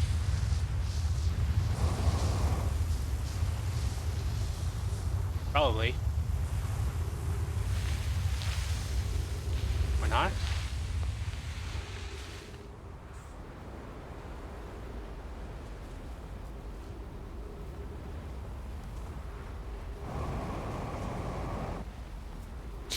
Alright. And then, yeah, the next day rolls around, you get your next mission. And I didn't get this far, because I ran out of free chapters for the next couple hours. But from what I gathered so far, your mission is to like go to Paris or something and gotta go undercover.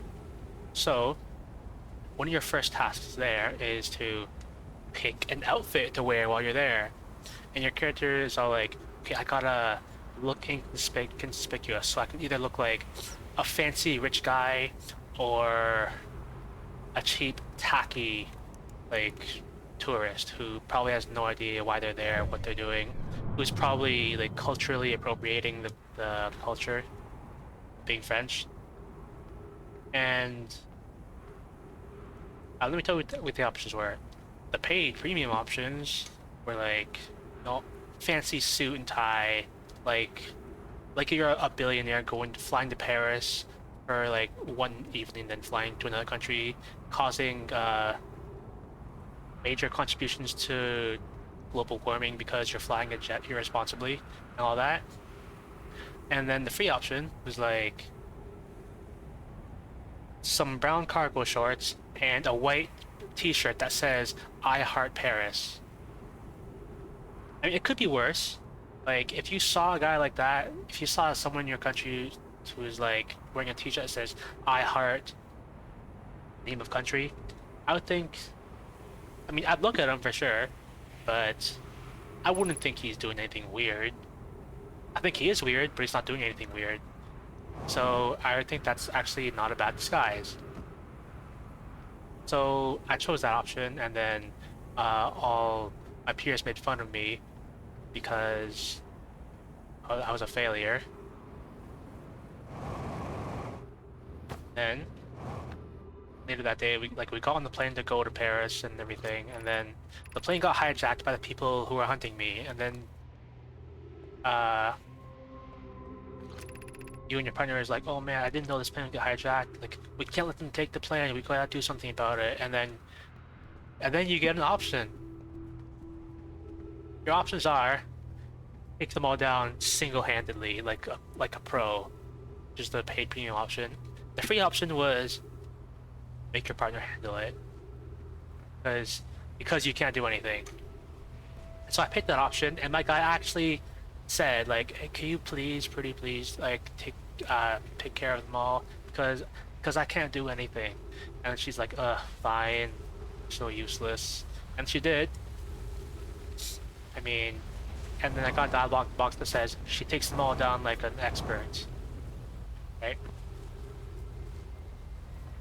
Like, the first thing I thought was, if you could have done it that easily, why did you even have to panic? Why didn't you just do it? Okay. So that's what they did. Also, I need to get out of here because I'm gonna run out of air.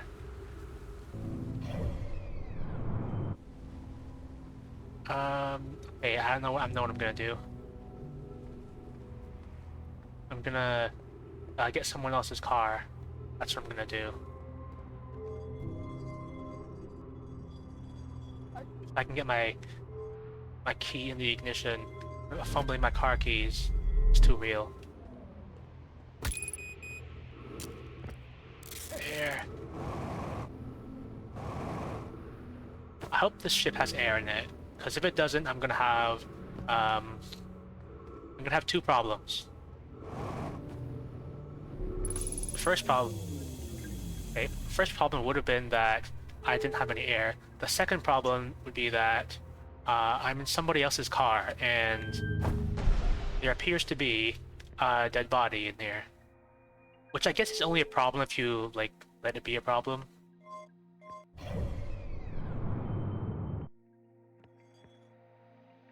I did think this through. I don't know what I'm gonna do now.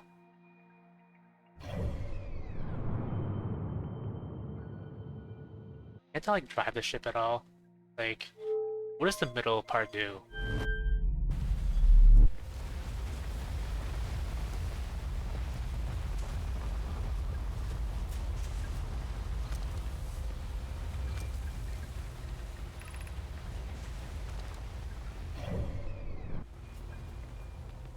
What does the right part do?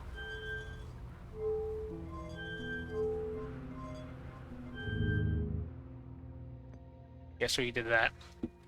My partner took down all the enemies, no problem. And I think that's about, like, as far as I got, because I ran out of, like, free chapter keys for a couple hours. So I'm gonna have to come back to it later. Although, I don't want to go out there. What does the raid option do?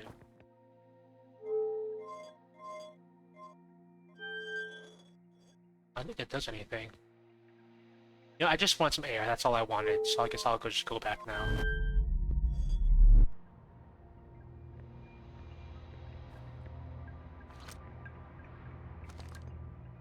How's the sun looking?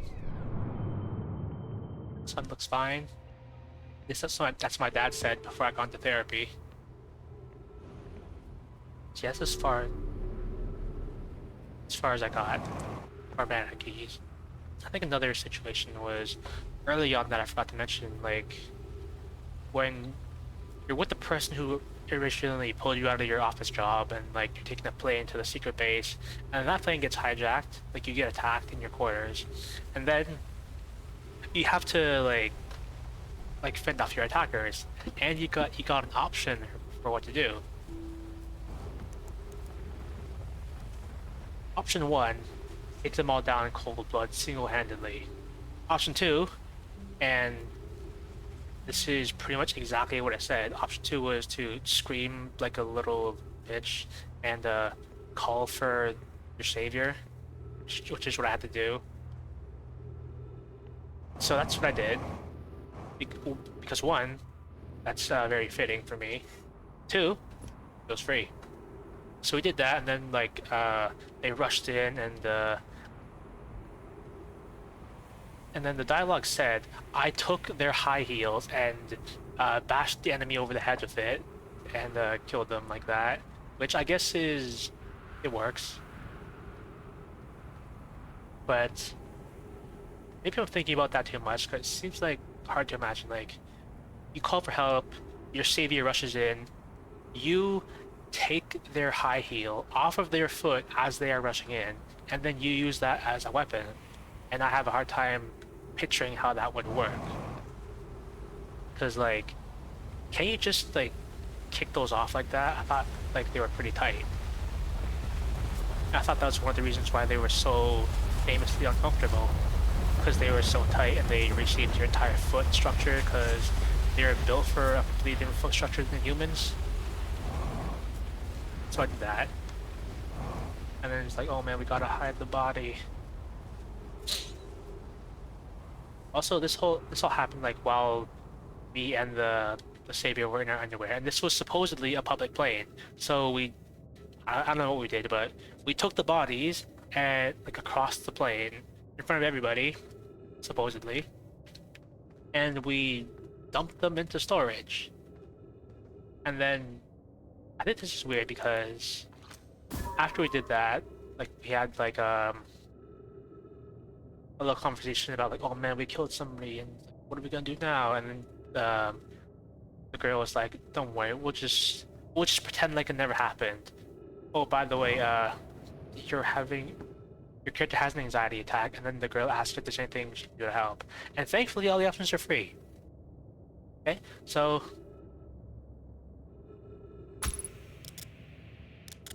just wanted to see what it felt like. And one of the options was to just hold your hand as you walk back to your cabin, which I'm really glad that was free, because that counts as an interest, and it's a really nice one too. I would know because I have the interest, and no, I have not actually been able to engage that interest in real life, sadly.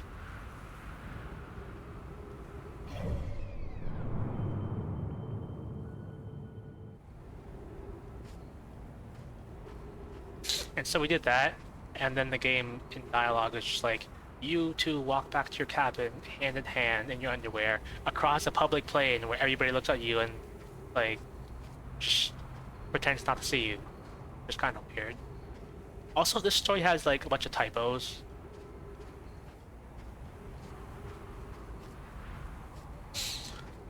Which kind of speaks to the low quality.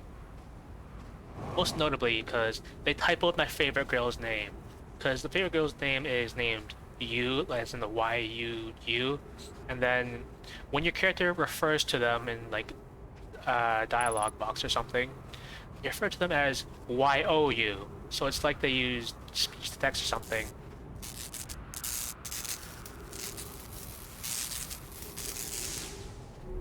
I'm really breaking my philosophy of never repairing, but anything new. It's on the city. That's the only new thing I have.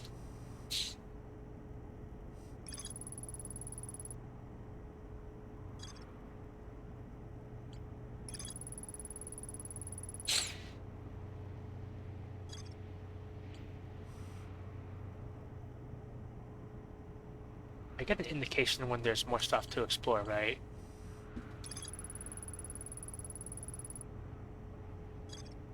Remember that was the last time. There's more to explore here. Construction yard.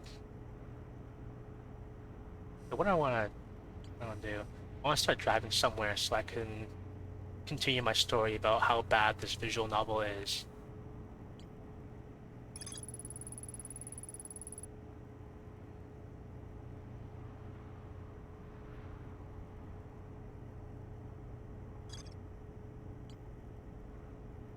I'll go here. Although I don't know how much time I have.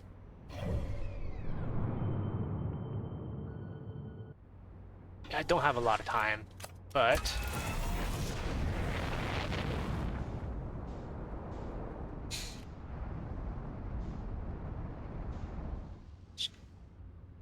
just kind of toasty. So yeah, they typoed my favorite girl's name, which is unforgivable.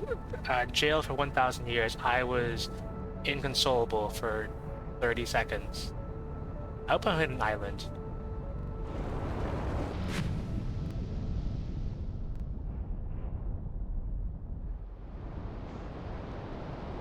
It'd probably be a good idea for me to like meditate and just skip to like the next loop, because I have half of one revolution, one revolution around the sun done by the interloper, so my time is pretty much almost up.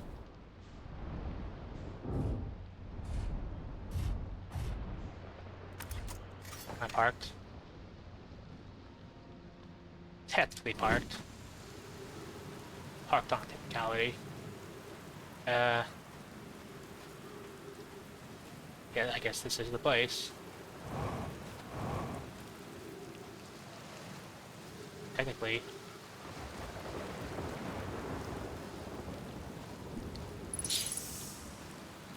I've been here before. I probably should get more fuel and patch up my paper cut from touching that cactus.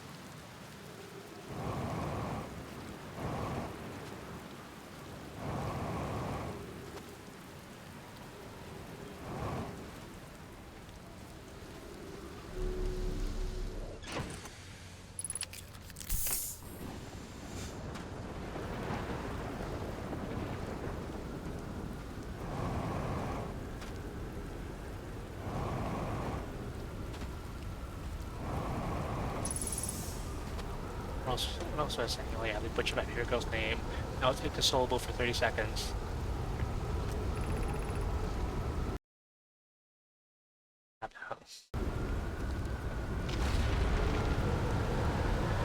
By a tornado.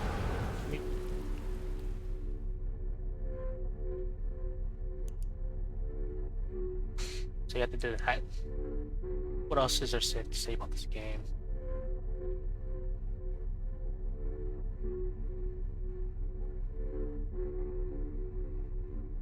Well, I think that's mostly everything. So that's what these do. I didn't know if those did. But it looked like shelter, so I treated it like shelter.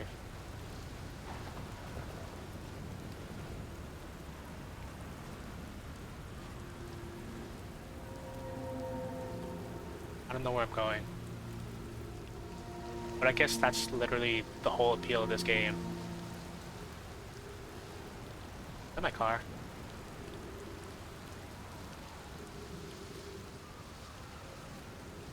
Oh. Well, I'm probably gonna get a parking ticket for parking there, but I'm not gonna pay it. Let them tow my car. See if I care. I've cared previously, but in this instance, I think it'll be fine.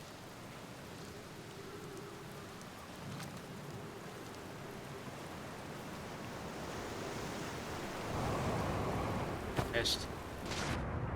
I need my car.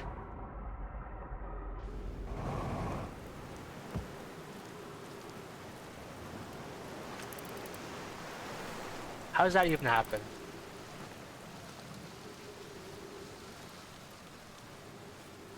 Oh well. Guess I'm on yet another adventure.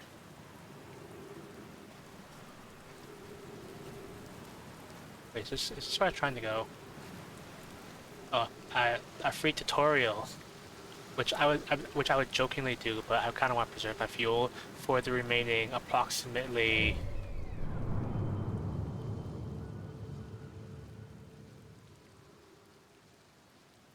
seconds I have left on this planet. Because I don't see the interloper, so it's probably hit.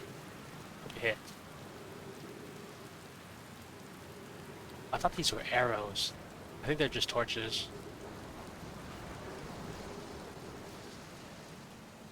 I want to get back to my ship.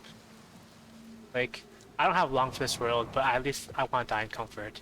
I want to die around the campfire, next to a bro.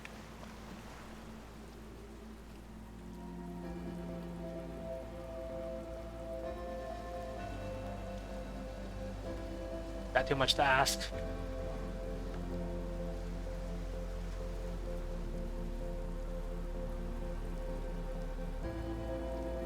Is that so bad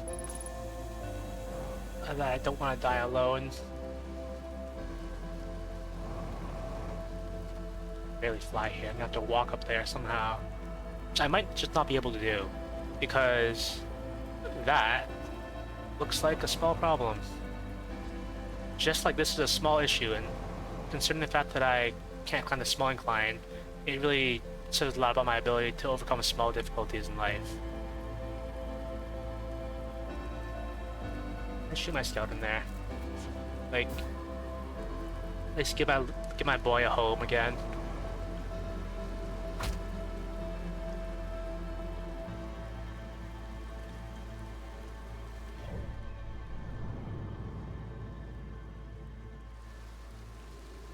I at least want to look at the sun.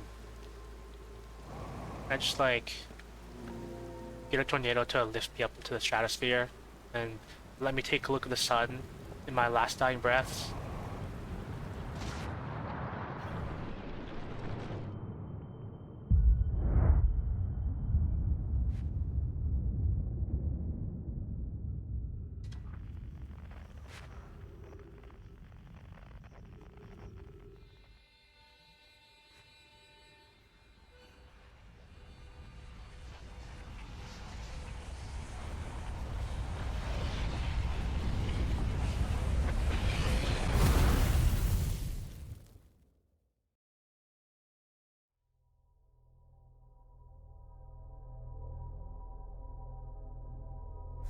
Did I finish talking about the visual novel? I think I mostly did. The only things left about it were that seems like a pretty small game. Like when I read it on like the store page or whatever, it said it had a bunch of different stories, all that. I went in, it appeared to have 2 stories, right? And it advertised at least 3. Okay, so I think that's right away false advertising. Also, I forgot to roast marshmallows, so I'm gonna take a solid few moments to roast marshmallows as I rant about this terrible game that I played.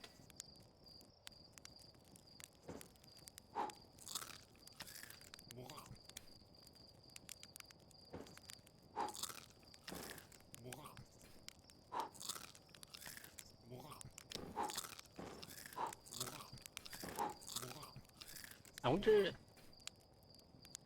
what if there's a speed run for Outer Wilds for eating like X amount of burnt marshmallows? I mean, they say be the change you want to see in the world. There are probably speedruns in Outer Wild, but I've never seen any, which is a really great thing, because if I had, I probably wouldn't be able to play this game. But you know how every speedrun has meme categories, stuff? Like, sure, you got like 80%, 100%, stuff for playing the game properly and professionally, and then there's speedruns for doing dumb stuff, like how Jaden Animations pioneered the Cooking Mama speedrun, and as the founder of that speedrun, Pioneer, she created Burn a Pie percent as a meme category, and in that category you had to burn the pie as fast as possible. And what you do in that is you go to the pie cooking mini game, you rush to the step where you put it in the oven, you put the oven on high, like as high as possible, so it burns quickly, and then you just let it burn. Is that a rock?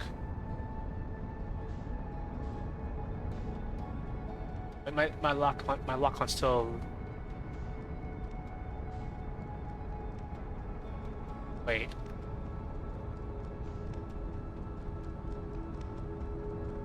On pause. I'm gonna like. I want to like recalibrate my controller or something, like see if that lets me lock on again. You know what? What if maybe what I did last time was I clicked on the thing and uh that let me lock on my controller again? Yeah, okay, so that's what I do to fix it. Right. I'm gonna forget that every single time. Because playing Outer Wilds makes me forget everything. As it probably should. So, that rock I saw on the way here, I have some questions about it because I saw it like as I was approaching Giant's Deep. I thought I was gonna hit it, but I thankfully missed it. But when I turned back to look at it, it seemed to be missing. I might just be blind, or there might be something weird with that rock. Should probably autopilot so I don't mess this up. So let's see. The game I played had 2 stories, despite advertising 3, which is maybe false advertising.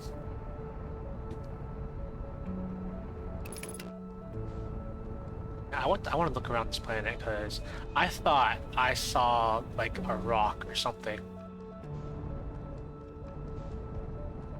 that I no longer see apparently.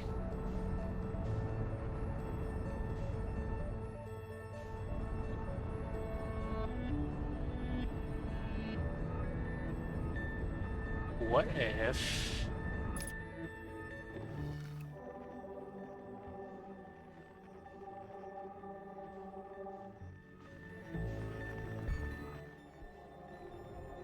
this is probably on the planet somewhere because it seems to match the distance exactly. So I might want to try and check that out. Since I almost never use the signal scope.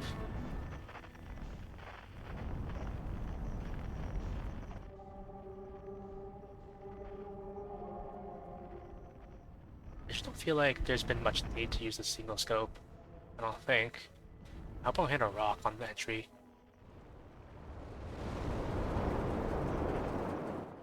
I feel like one of these days I'm going to hit like an island on the way in, and then going to die. And that'll be another one for the Scrapbook of Deaths.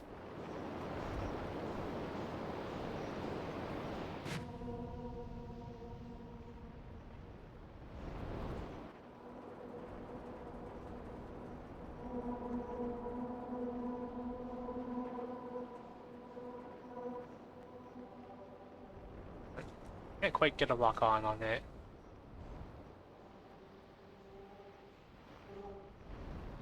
I probably can't get in there anyway because it looks like it's in this giant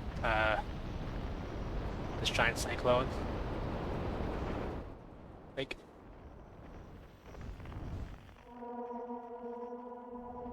At least let me try and get a lock on it. I want to be able to aim.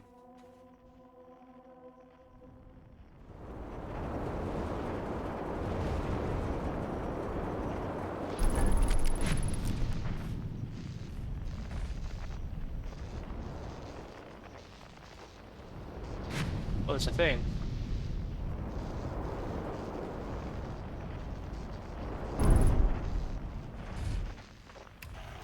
Looking good.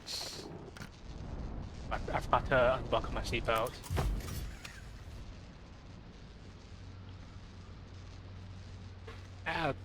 The ship looks fine. I don't think this is where I wanted to go, considering my intended destination is like a kilometer away, but this is something new.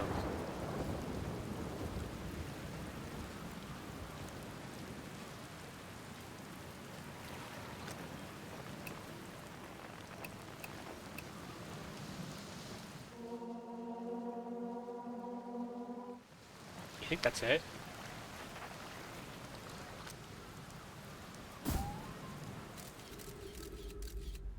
What am I looking at?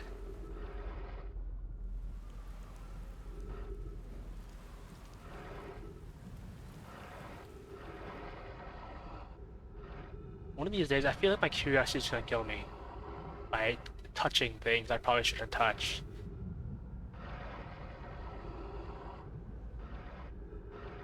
I don't know what that is.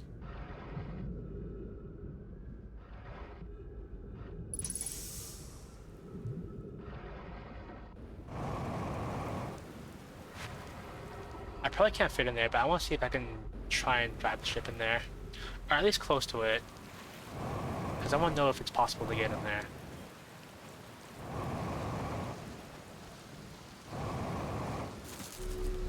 Let's see.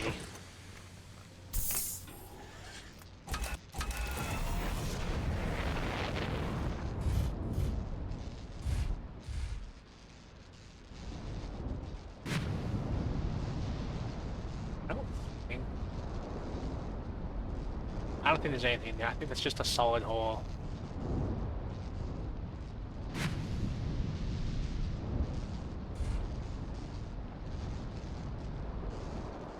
Here's the exit.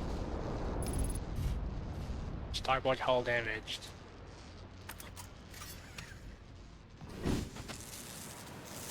So I don't know if there's anything in there, because I didn't see anything other than that strange thing on the floor that I couldn't really do anything with because I didn't know what it was.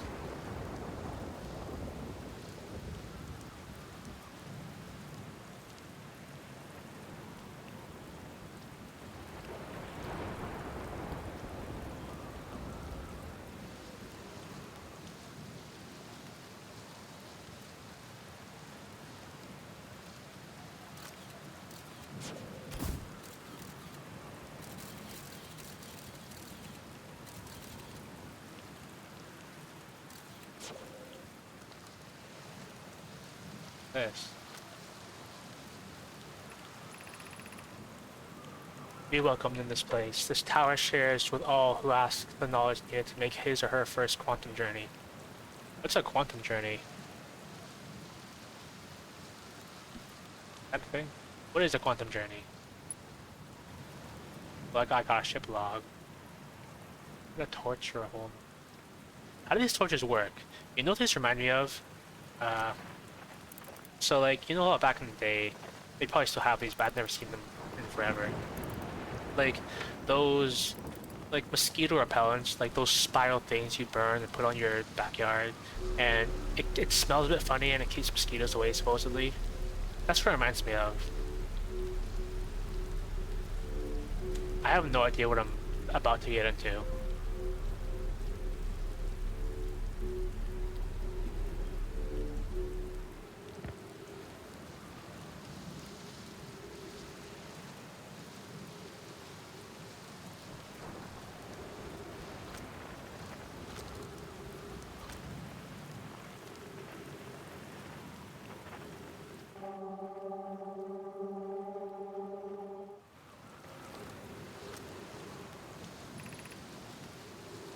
Enter this place without friends. I always do that.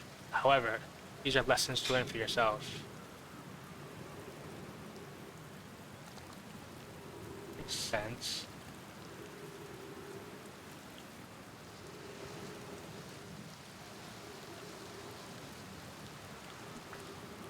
And this is where I whine about not having a guide that tells me exactly what to do to achieve my goals. Which would be too good to be true if it was a real thing.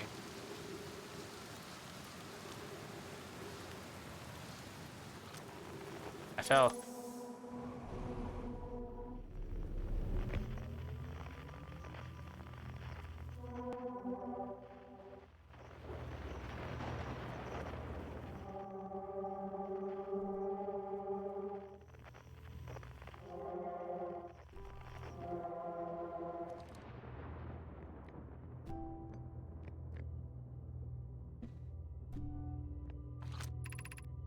Seek the Wandering Arch.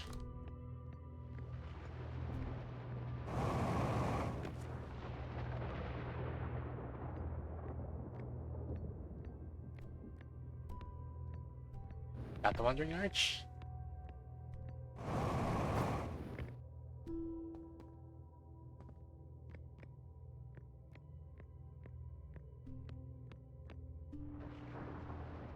Easy. Wait.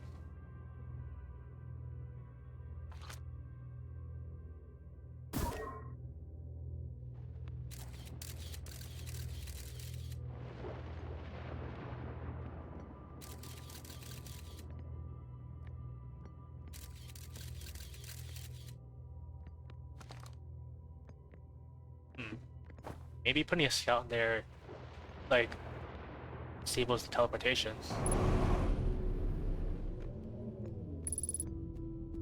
Identify signal.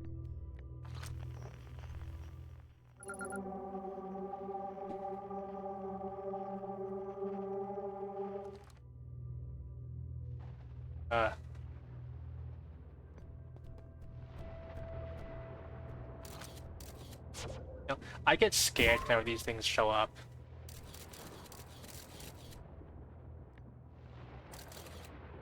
Huh? I thought for a second it was flashing red because, like, it got angry at me for putting a scout in it. And, like, this save. Okay.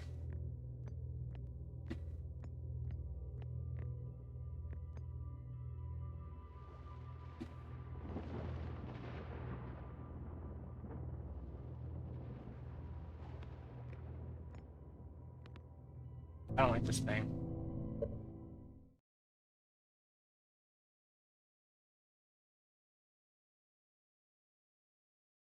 Got to pause my thing, so I don't like as much.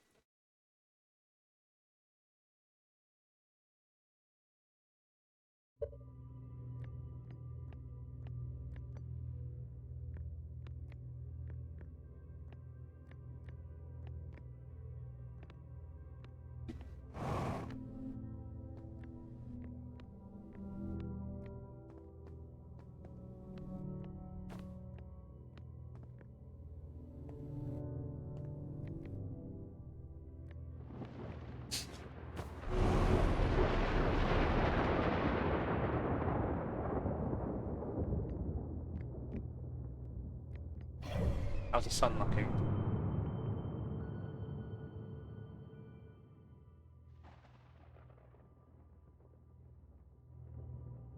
I want to keep an eye on that one.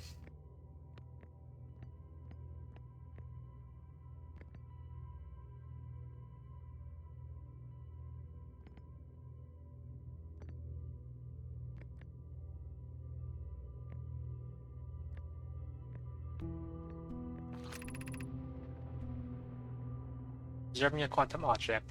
Observing an image of a quantum object. These are the same.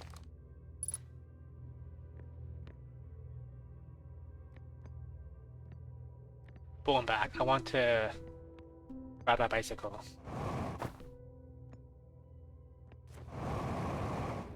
I want to stand on it.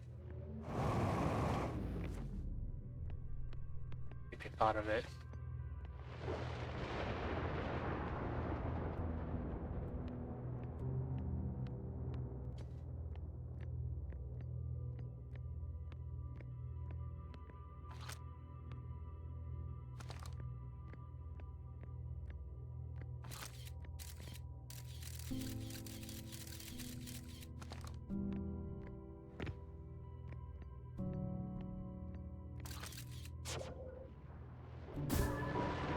Oh, and the gravity is like really heavy here.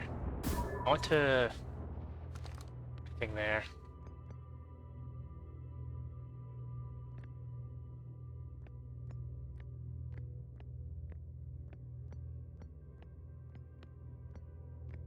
Was there always a staircase here? I feel like this is observation duty where like I'm just getting gaslit all the time. Like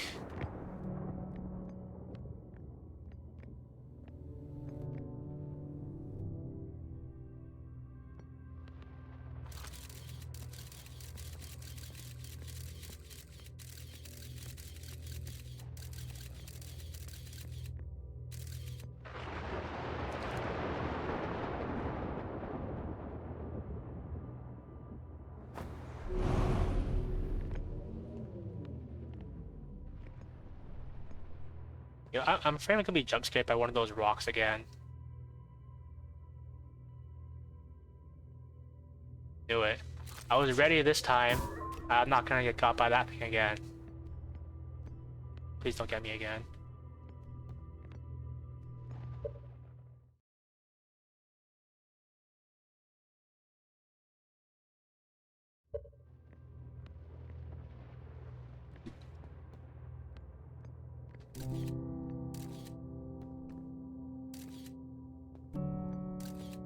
Did it move? Oh, I saw it move for a second. Wait. Yeah. Let me check the sun. Like any good person, I'm checking on the sun, or at least somebody's sun. That's fine. But I'm not a medical professional.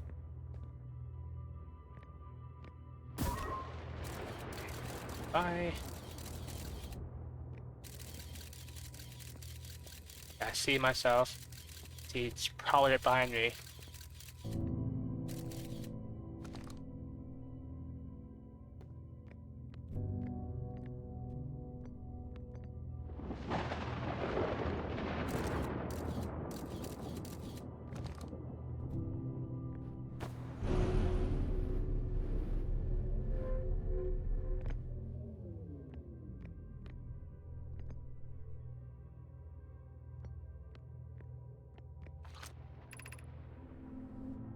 The arch and the crystal do not naturally meet.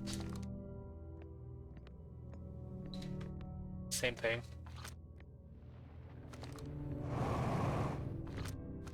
I understand all that. Well.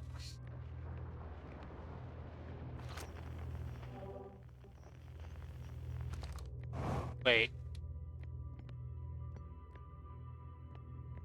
Oh, there it is. I see what's going on here.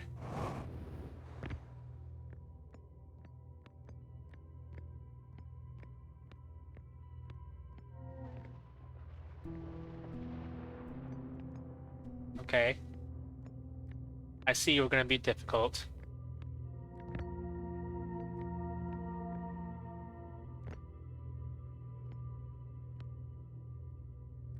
Where's that thing though?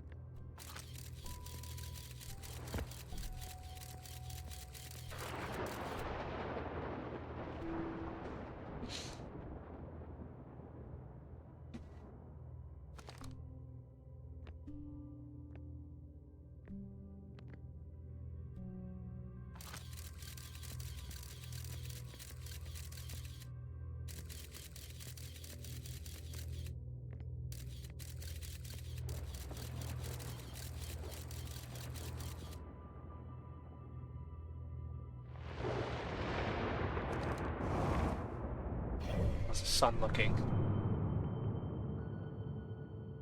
Okay, the reason I want to take a look at it is because I'm not long for this world.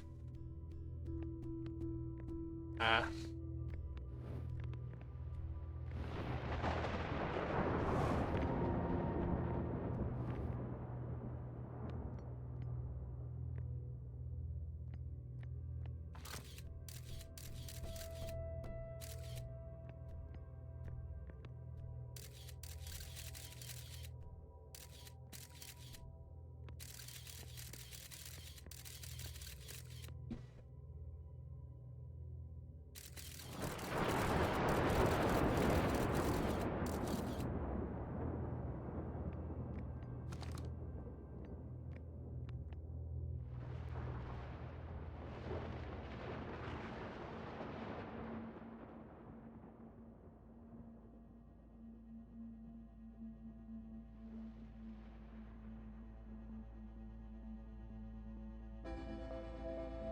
I don't have much time.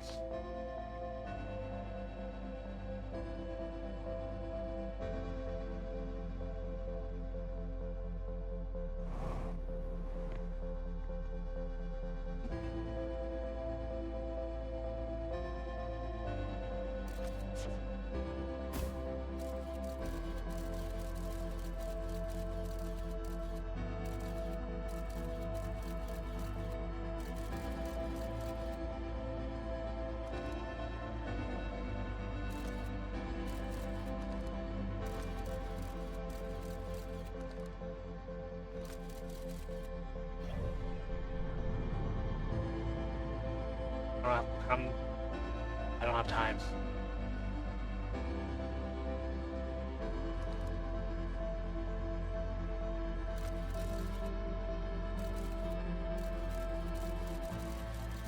No, wait. I had it for a second. Wait, why is it here?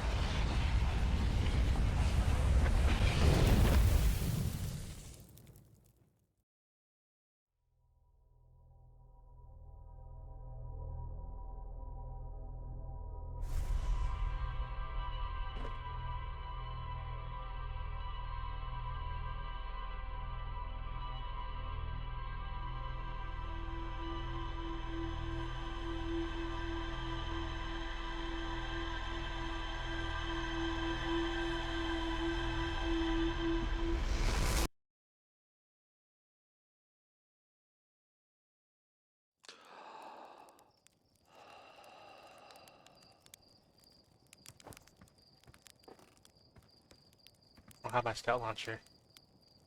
Wait a minute. On the map. Wait a second.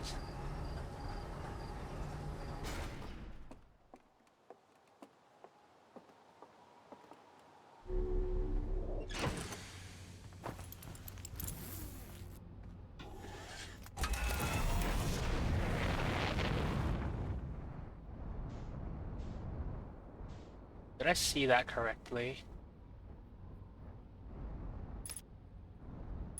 I think that... For a second I thought like it landed on the Timber Hearth.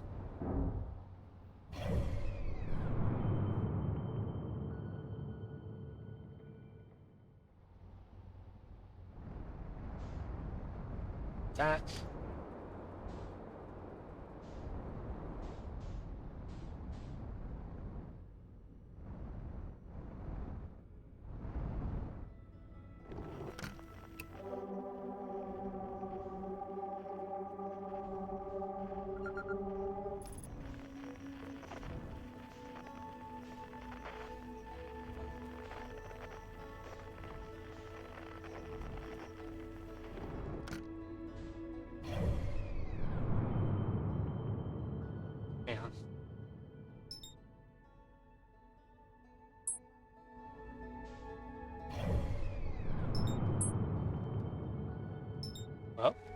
found the Quantum Moon, so that's a win, I suppose.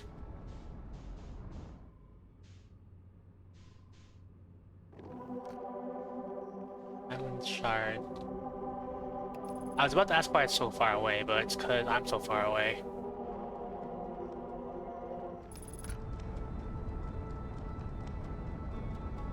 I still have not made my BRB stream, and I wanted to get on that.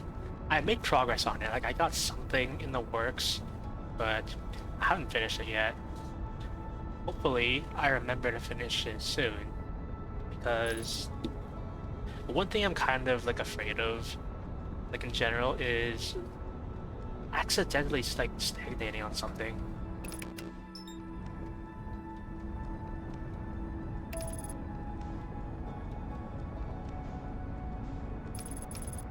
Is this the Quantum Moon?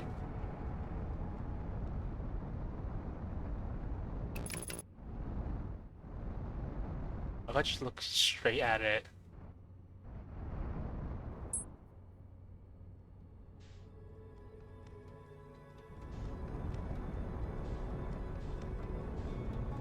That's a thing.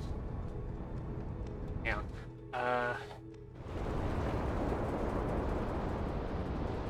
So I think last time what I did was I went inside of like that giant typhoon, like from the top. So I think that must be what I have to do, right? Can I see it from the top, or do I have to like guess?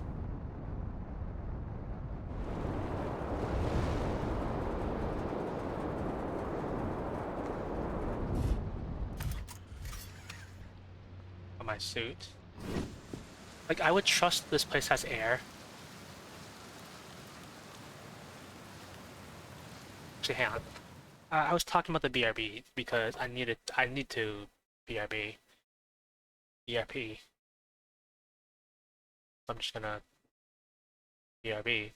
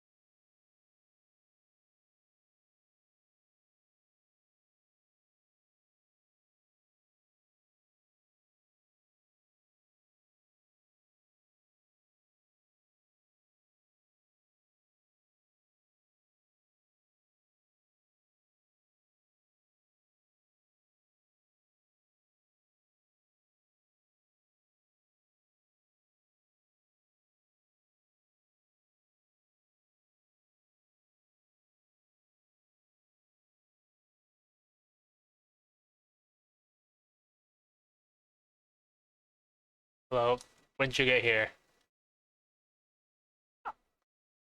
Like, I didn't think this would happen, but the one time I went to BRB and someone actually joined, where it would have been nice for me to have a BRB screen.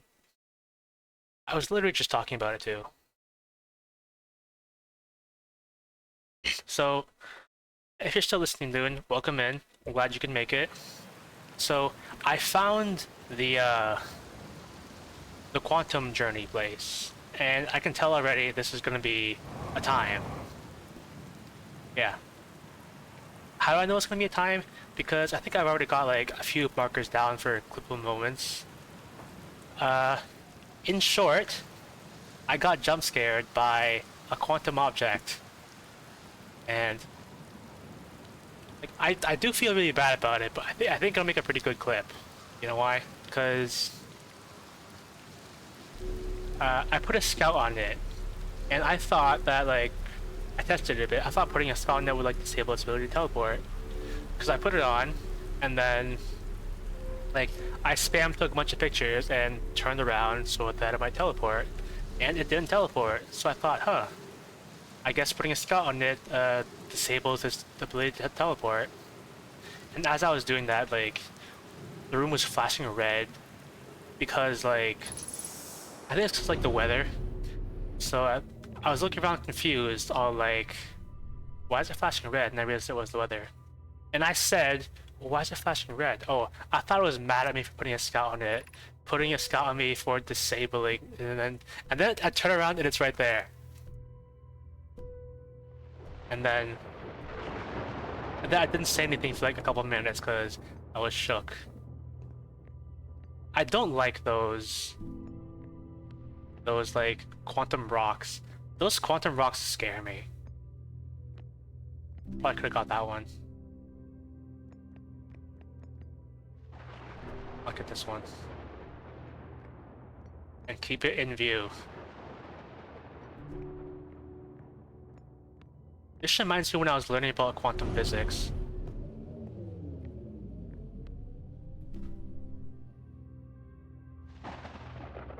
Yeah.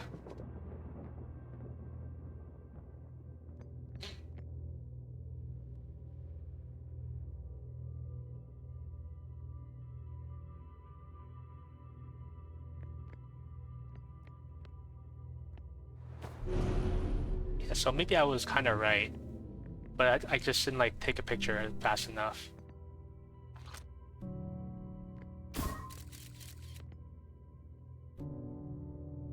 Wait, I thought I looked at it.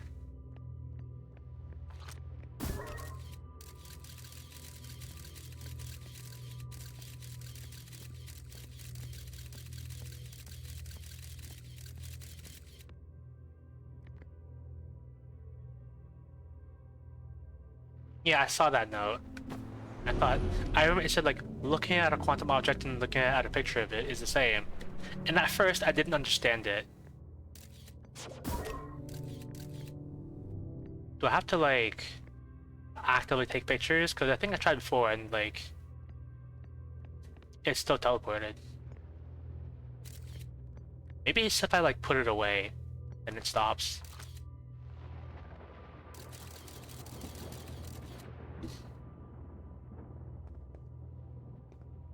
Right, I think I'm getting it now. Yeah. I don't like these things. Cause like couldn't they have made the shape less ominous? Like yeah.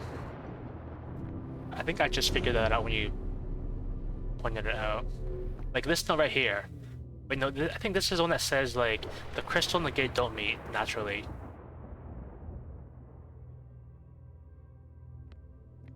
Yeah. Yeah.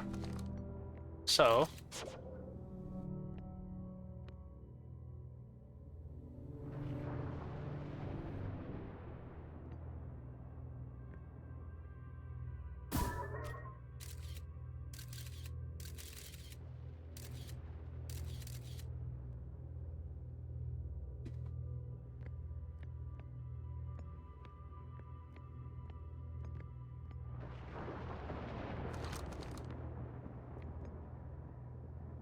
I didn't put it away though.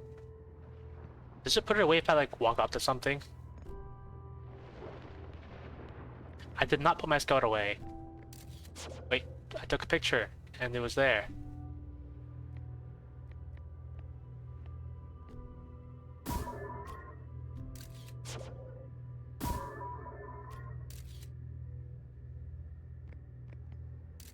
I want to get a clean shot of this thing. Yep, I hope that counts.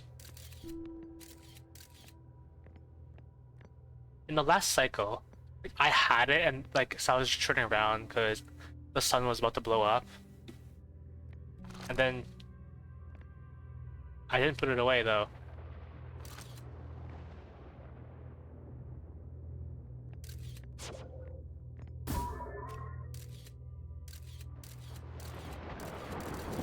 Because I have to like take pictures periodically so it doesn't get put away.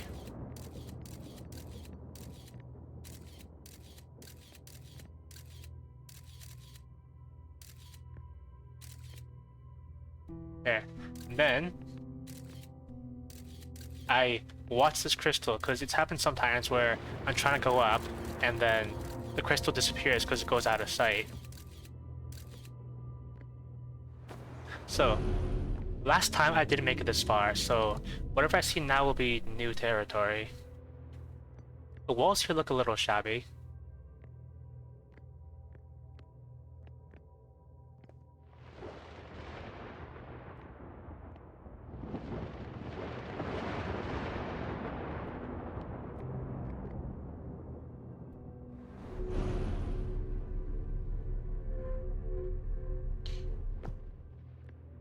There are a few other good couple of moments.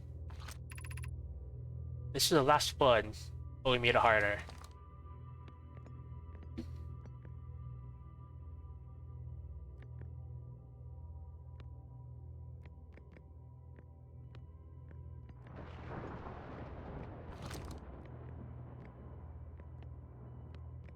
Okay, I have an idea.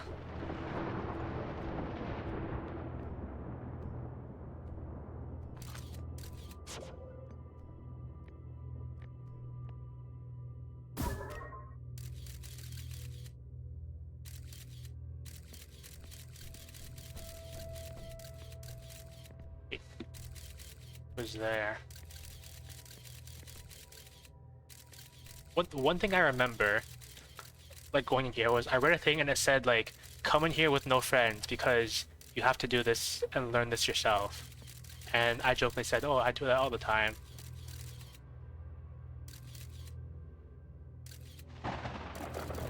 Technically, yeah.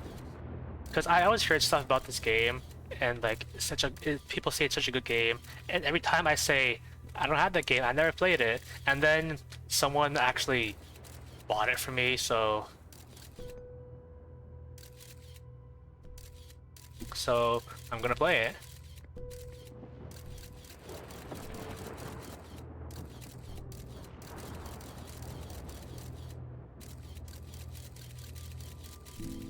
Yeah.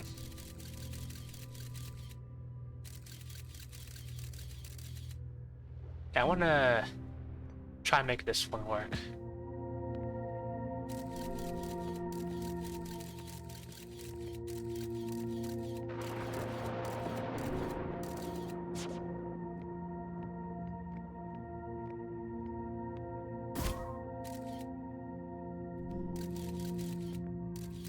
There I am.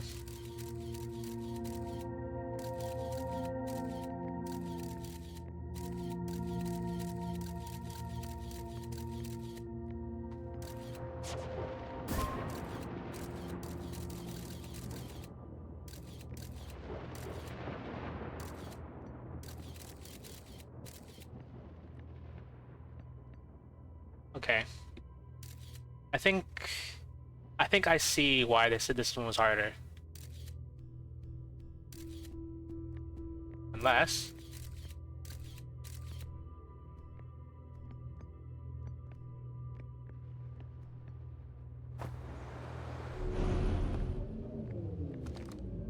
I'm gonna mark on that one. I think that one's really good. I really thought they were gonna maybe like redo the whole thing, except this time also keeping the arch in view. But I just turned it around one time and that was it. That was all I had to do. I don't like these things. Yeah, welcome in. Hope you enjoy my shenanigans.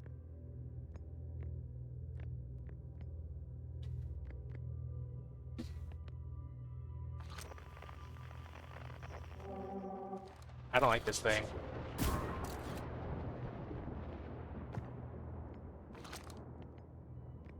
Let's see. We offer congratulations. You've learned the rule of quantum imaging. Take this knowledge with you on the remainder of your quantum pilgrimage. Okay. Remember, the other quantum shards have other lessons to teach. I mean, I think they're pretty scary. Our curiosity goes with you on your journey.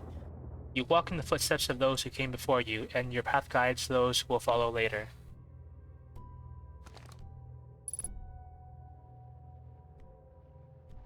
Yeah. Every time I turn around, I'm afraid I can see that shard. Like, that shard haunts me.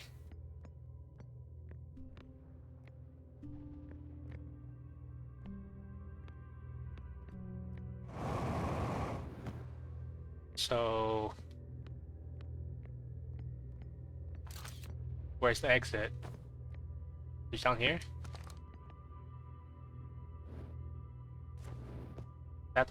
I think it's that thing I saw, like I was trying to get into earlier and I couldn't get in.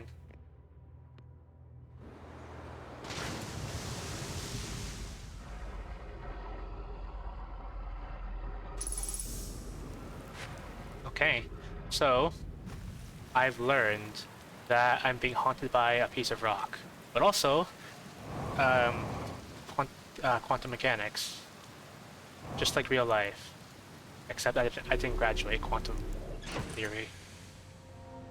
I didn't take the class either. Like I heard about it on the internet, and I thought, okay, I must be an expert now.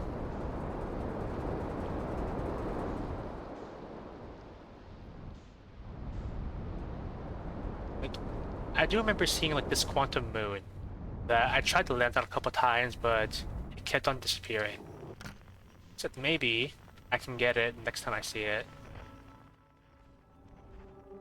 Island shard. Yep. I'll probably see it when I see it. All of this, now I was just trying to get to Statue Island, but instead I learned about quantum theory.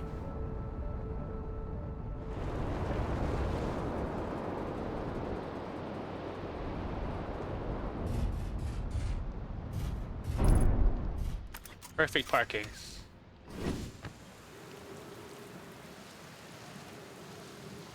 How's the sun looking? It doesn't have much time left. My ancestors looking down at me for doing stupid stuff. I probably don't have a whole lot of time left anyway, since I spent so much time doing that thing.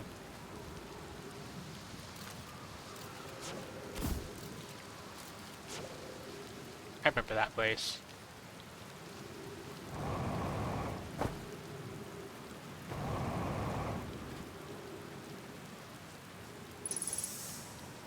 Loon, I think if you just arrived, I think you also missed me ranting about this visual novel on mobile that I played recently. And I was ranting about it for a long time because it was like the worst game I ever played. And the only reason I still have it is because I'm astounded at how bad it is, and I want to see if it gets better or worse. In short, it plays like one of those infuriating mobile game ads. Like, you know, you see like visual novel, the character says something, and then your only options are the most wildest things you could possibly say. Feels like that.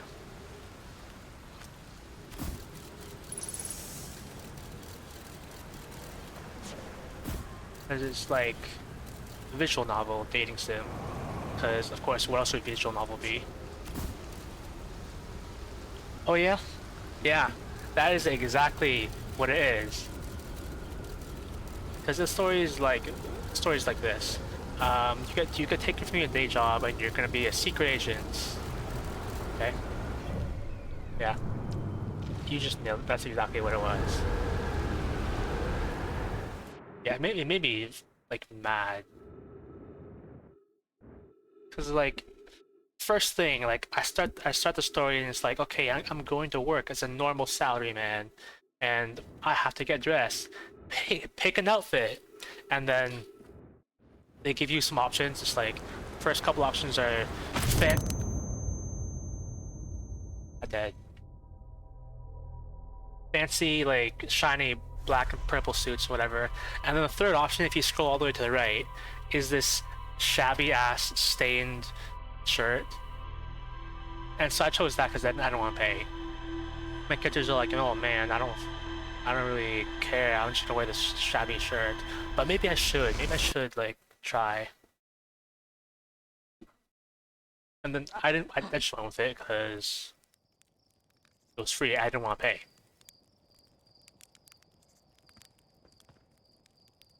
Yeah.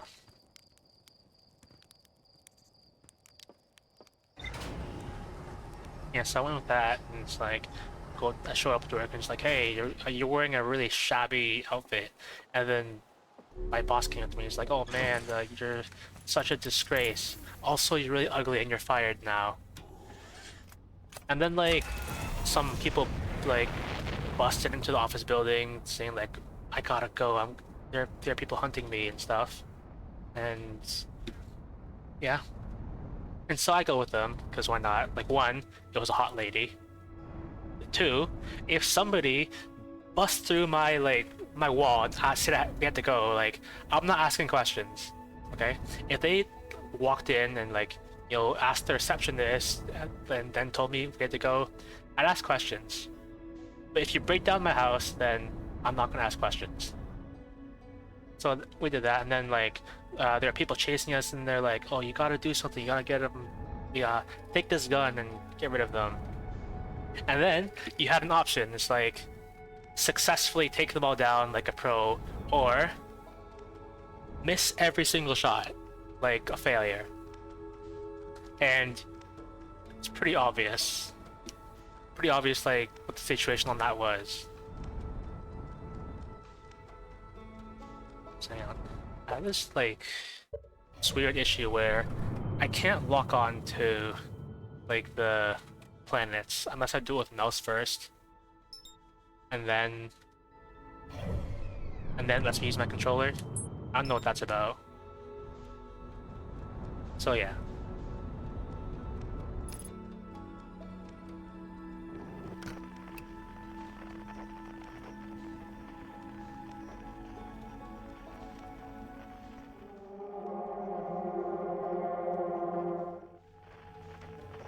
I don't see the Quantum Moon anywhere nearby.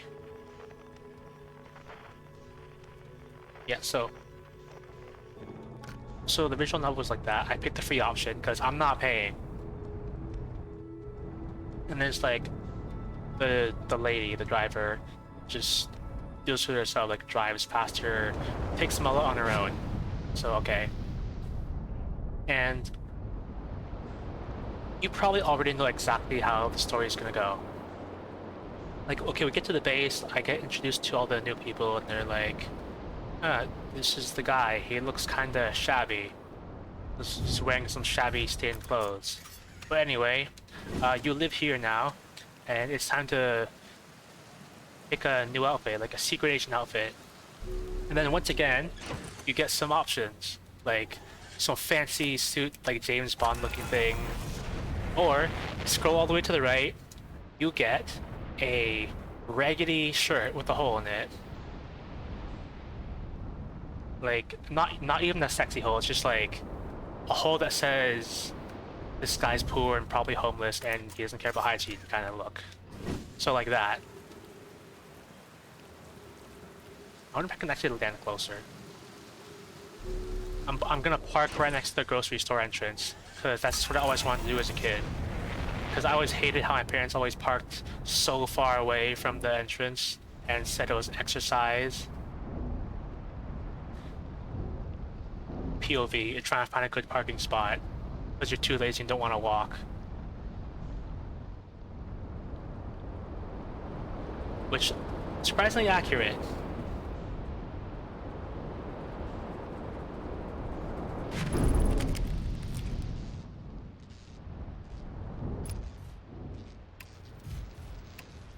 Alright, I'll walk. Yeah. So you had to pick a new secret agent outfit, and I picked the shabby one, the shabby ragged one, because it was free. And then once again, everyone's all like, "Oh, you're gonna pick that? You could have all these fancy suits and like not look like a homeless person. You sure you want to wear that?" And it's like, I said yeah, because I don't want to pay, so I just went with it. And they're like, okay. And then it's like, okay, you gotta train now, see what your skills are, and see where we can use you. There. Then you have to put on training gear. And once again, that was another outfit. Like free options, like shabby clothes, paid options, like fancy high-tech stuff. I picked the free one. But also, this part in particular, like, kind of annoys me. Where it's like, you're training, like, see how well you can shoot. And the options at the shooting range were like, professionally nail every shot like a pro. Or completely miss every single shot you fire, such that, like, it's not like, it's like you weren't even aiming. You can probably tell which one was the free option and which was paid. I picked the free option, and I made myself look like a disgrace in front of all the hot ladies. And then one of them was like, "Oh, well, maybe you're better at close combat." And that's a similar thing. You go to a boxing ring with someone, and same thing. Like, you knock him out like a pro, or you get knocked out in one hit like a loser. I picked the free option.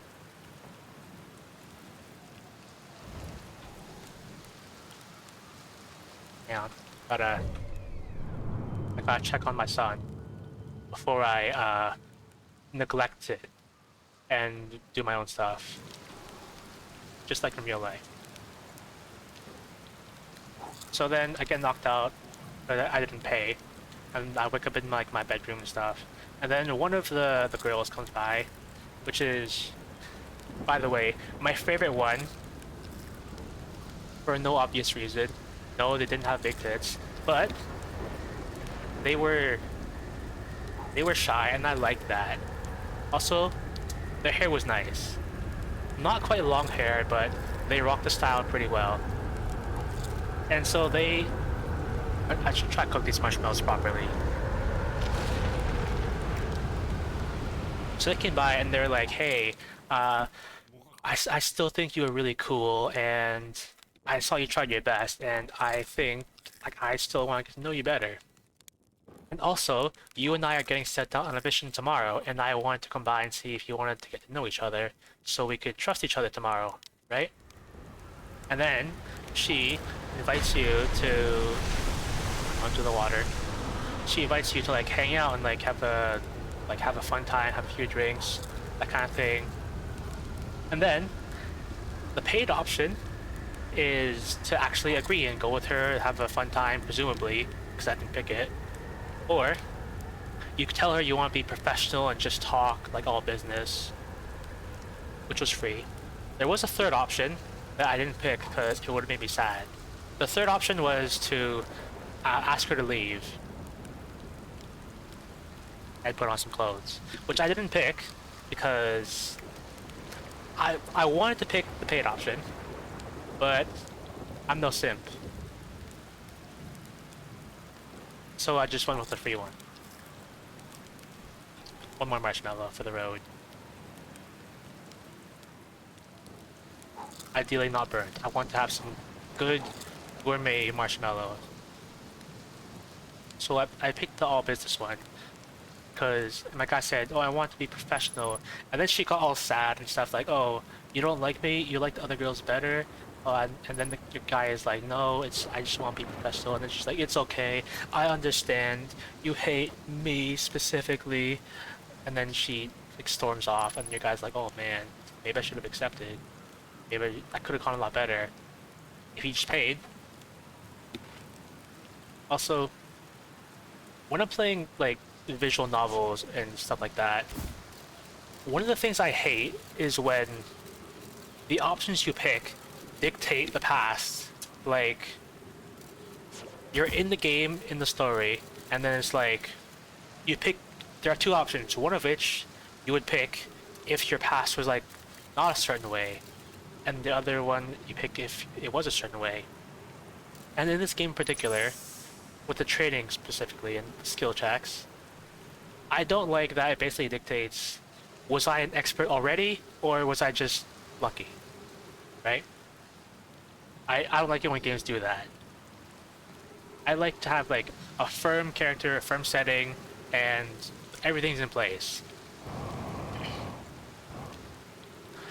A few years ago, there was another visual novel that I played because I got bored. It had a similar issue. It's like, uh, you're a dude who just moved into like a new town or whatever, and you meet a girl who varies based on what you pick. Like my first run, she was also like just newly moved in, also really nervous, and then we were friends, got to know each other.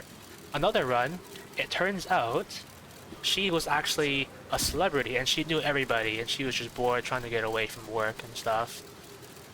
And then another run, she was like rich and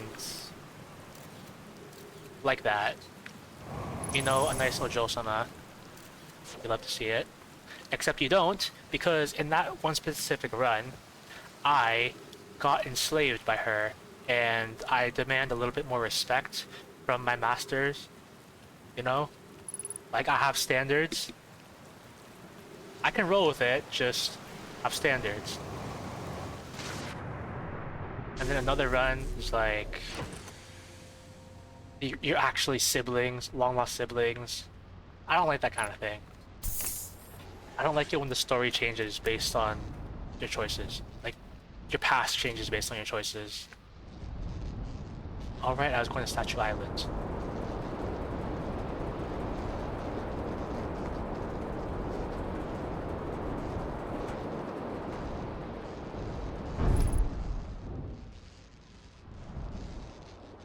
I don't remember exactly what I was doing here. I just remember last time I parked here and then I got stuck in a tree. I should probably park in this designated parking space. At least I'm assuming that's what it is. Yeah, it looks between the lines.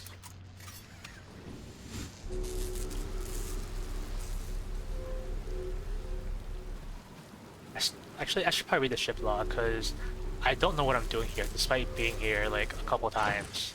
Specifically trying to target this place. Yeah. I guess I'll retell the whole story about this terrible visual novel that I played, because I hated it so much, and I want to inflict the pain on everyone around me without making them play it, because it's a terrible game. Also, DOS. But, wait. Quantum shards.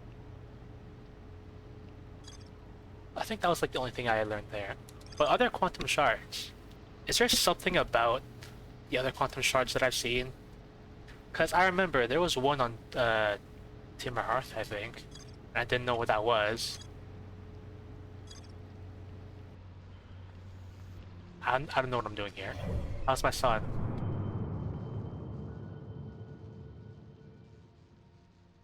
I think I have some time. I think I'm just gonna chill on this place for a bit, and then the next run, I'm probably gonna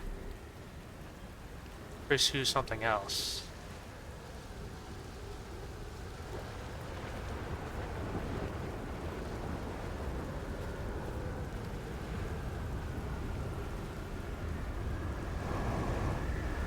Okay. So I told the story, like, I'm going to space.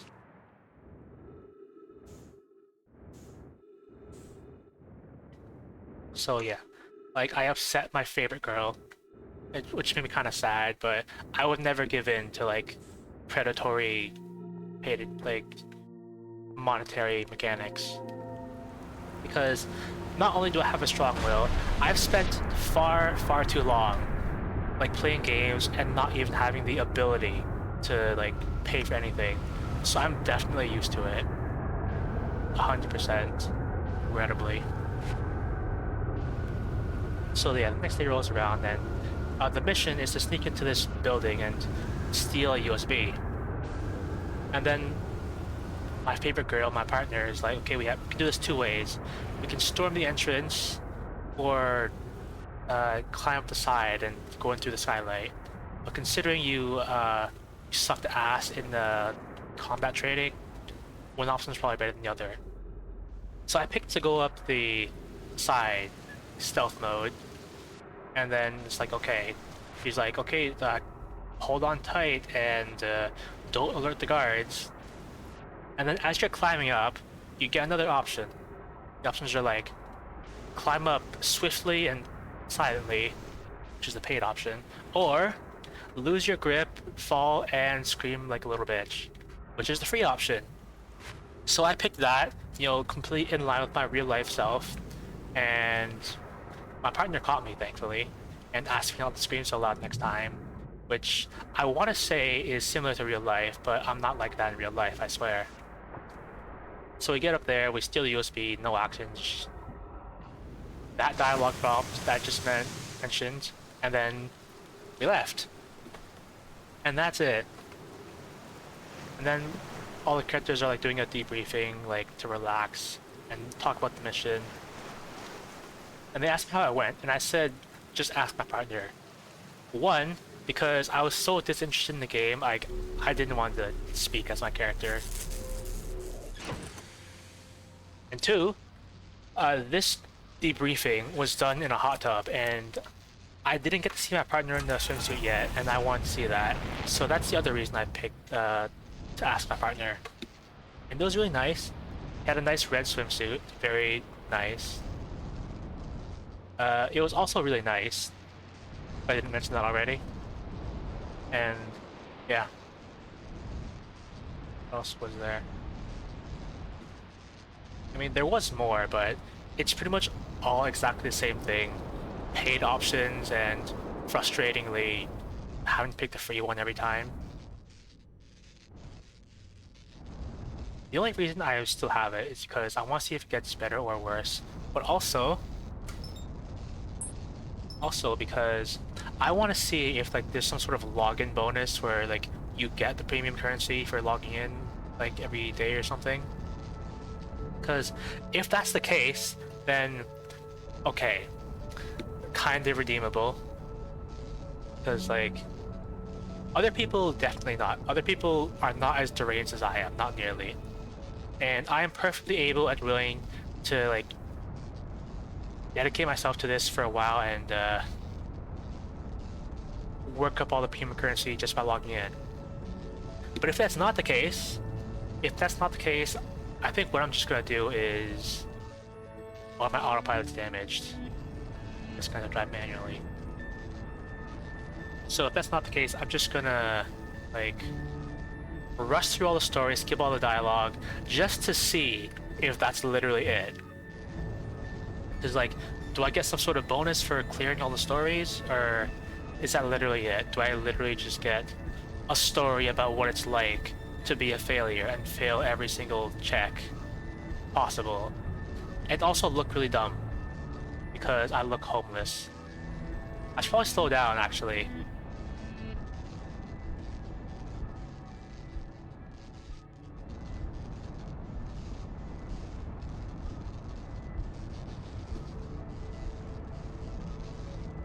I got the game yesterday, and so far there has been no login bonus, so it's not looking good, but I'll wait another day or two to see if that's actually true. So far, I think you get like 1 diamond per chapter of story you finish, and there's like 12 chapters. And the options, if I don't die here, and I actually landed safely. The options, if I don't die, me. Cost like... Okay, the outfits cost like 50 and 80, and the dialogue options cost like 27. I think as a starter you get like 70 diamonds or something, so really not a whole lot. Also, there are CGs and stuff, but you have to pay for those too. The CGs are like 50 diamonds each. Also, there was another thing that got me interested in this game initially. I was interested in it because it said the game also had like ASMR audio, and I thought like, oh, that's really interesting, that's unique. I've never seen a visual novel do that before, so I tried it. But it turns out you have to buy that too, and that costs 50 diamonds. I'm not doing that. Not doing that unless it's confirmed that I can steadily get diamonds for free.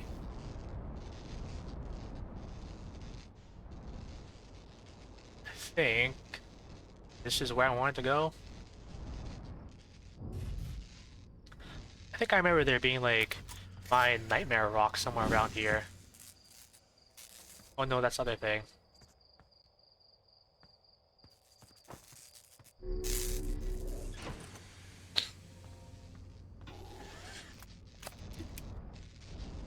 So yeah.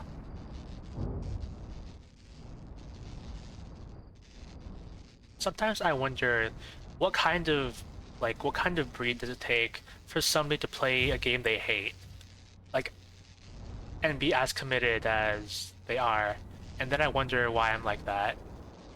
But at least I don't play League of Legends, okay? Like, nobody likes League of Legends. Not even the people who play it, not even professionally. It's far away. Like...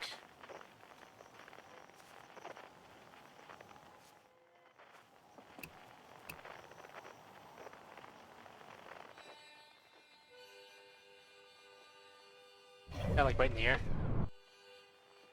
I think my mom's home now.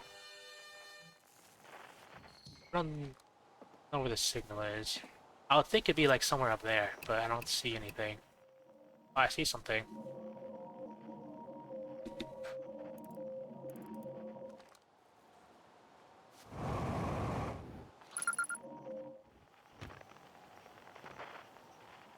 I found it.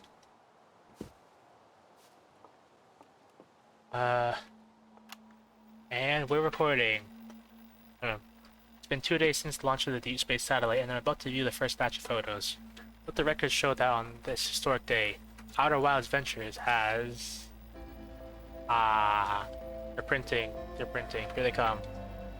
Stars above, if you look at that. There's Brittle Hollow, and look there. It's Hollow's lantern. And there's Giant's Deep. And the Quantum Moon. Speechless. Completely speechless. Every single astral body in our magnificent solar system, looking stunning from every angle in each of these 3 images. And then color, no less. I knew they had color cameras. But I'll rant about this later. Now this is art. I could stare at these photos forever. Doesn't Timberhearth look tiny from... Hold on, what is that? That can't be right. That's not even possible. Am I interpreting this photo correctly? It's even stranger, it doesn't show up on either of the other photos, just this one. Well, there must have been an equipment malfunction, I suppose. Only sensible explanation for it. I'll radio Gabriel and ask him to go examine the satellite's lens for defects. That must be my rock.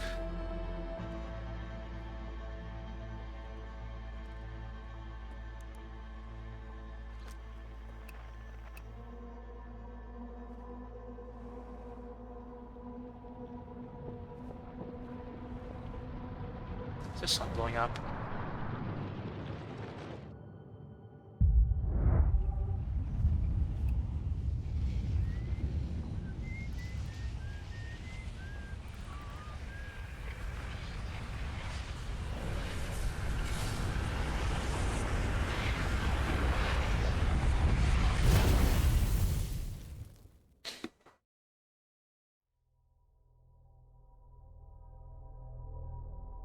Like, I remember when I first started playing Outer Wilds, I knew they should have color cameras, and you told me, like, this place is really primitive, and, like, no, this place definitely has color cameras. What would the world look like if we'd been to space and we didn't have color cameras? The world if we didn't have color cameras. And then you see, like, the one futuristic image of that meme where it's, like, the world if blank.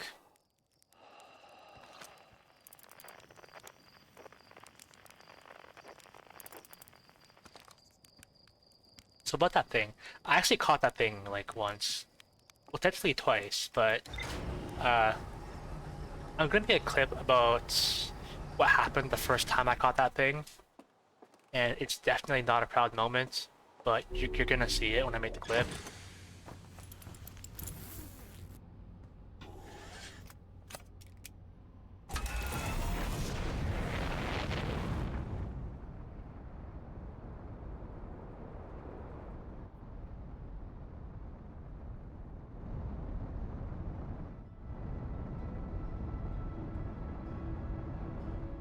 I'm in orbit.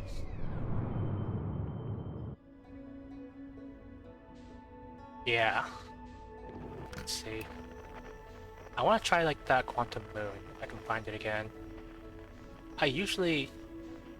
Okay, well I think I saw it and then I looked away.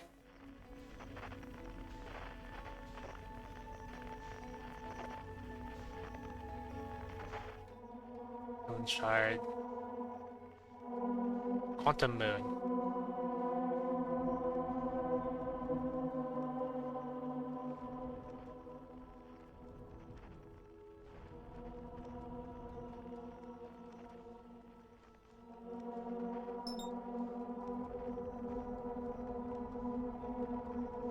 Okay. So, I should probably be really careful about this because if I look away for a second, it's probably gonna be gone. So, I gotta think about how I want to tackle this. I have two ideas, but I'm probably only able to do one of them, like before I lose it again. I want to get close to it for sure.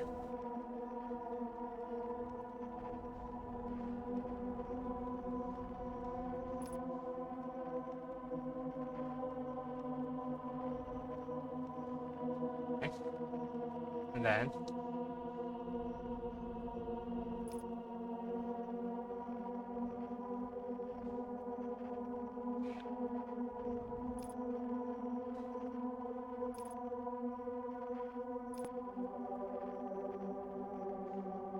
I'd like to not be moving, but that might not be possible.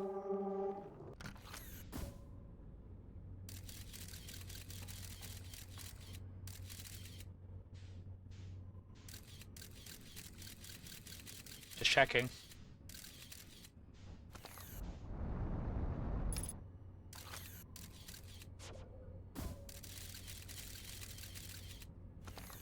Okay, plan B.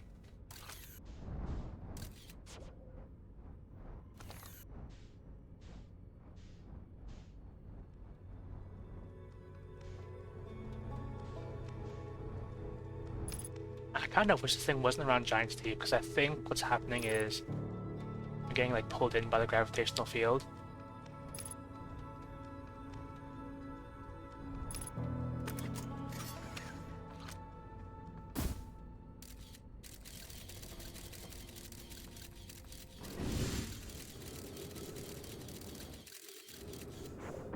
But oh, I lost my scout.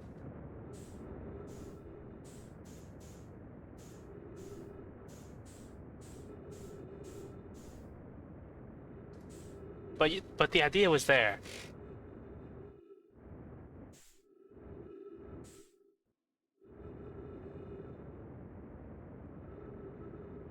Okay, I have another idea.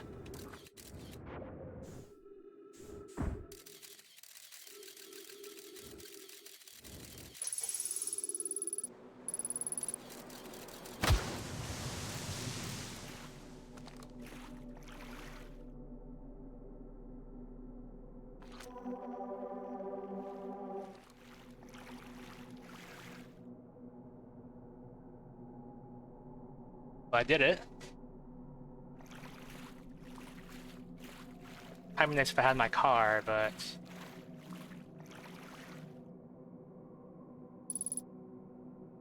I don't have a map.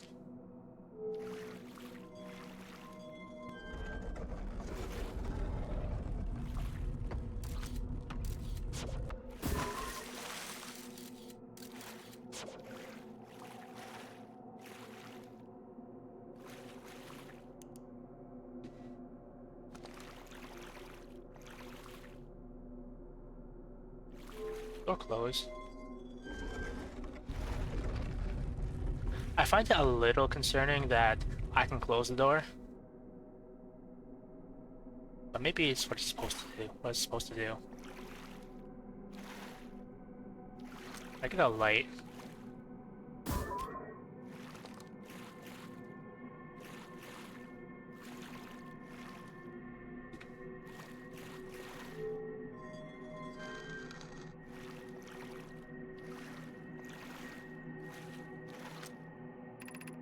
I recall the rule of the sixth location. I have no idea what that means. I have recalled the rule of quantum imaging. Recall the rule of quantum entanglement.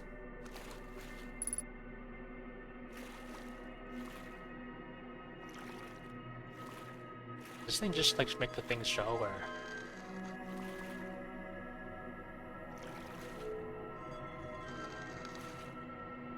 Okay.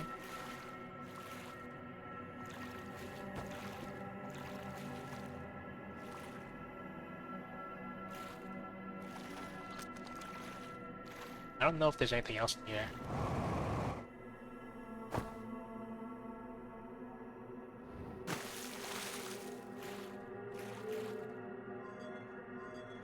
You know what? I hope I don't see any of those like obelisks, because those are spooky.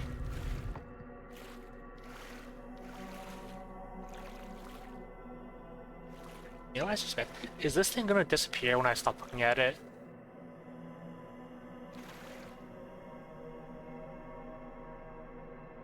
Alright. Well, I think I firmly grasped the whole concept of quantum mechanics.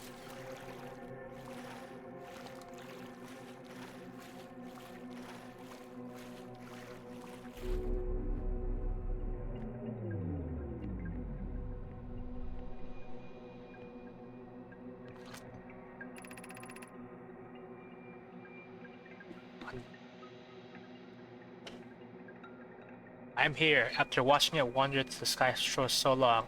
I'm about to stand, for the first time, on the quantum moon. As expected, my shuttle has landed at the moon's south pole. I'll make the remainder of my journey on foot. We don't know why the quantum moon always welcomes its visitors at the south pole, just that this is true.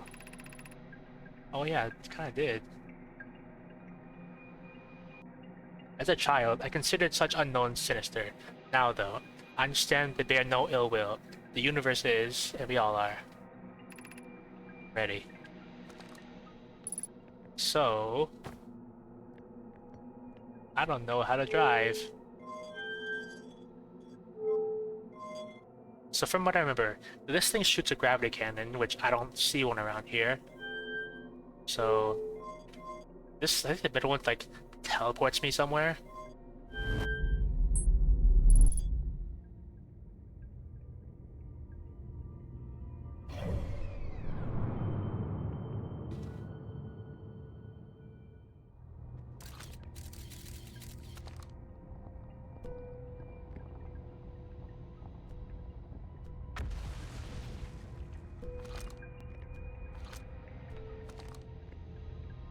Hang on. This is like shoot me out too. Ship log updated.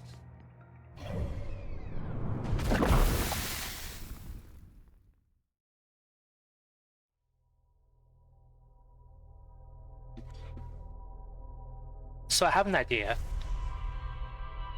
I was about to say something actually. I was about to say like, oh, the last time I shot myself like out of a cannon like that, I ended up shooting myself into the sun. So I was gonna check if I was gonna hit the sun after I had shot it, which thankfully I did not hit the sun. I hit another star.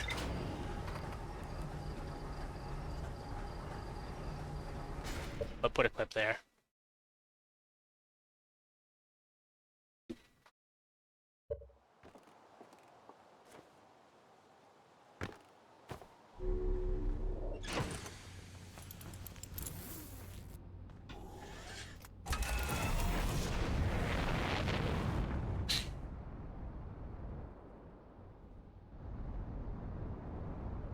There is like that thing I wanted to chase, but I went there and it didn't seem like it was anything. So I don't really know what the deal with that is. So I'm gonna let that one go now.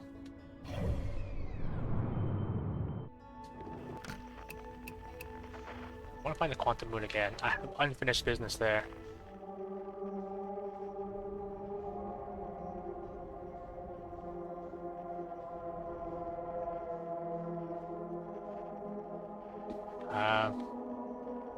I'm gonna have to fly there manually because I've got that issue where I can't log onto planets unless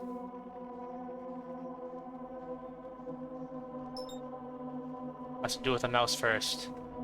So I'll just do that.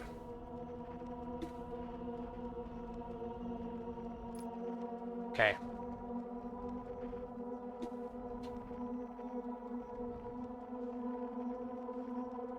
Okay, I know what I'm doing.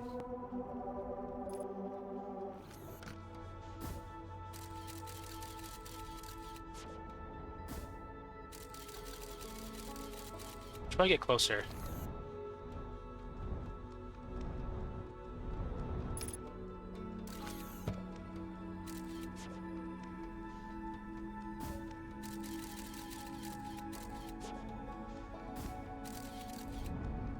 I hope that's it.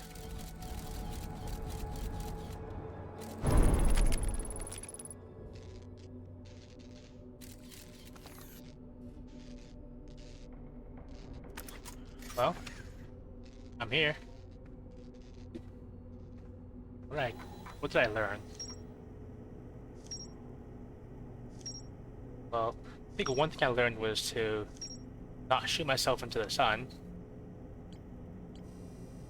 But I don't really know why that's significant.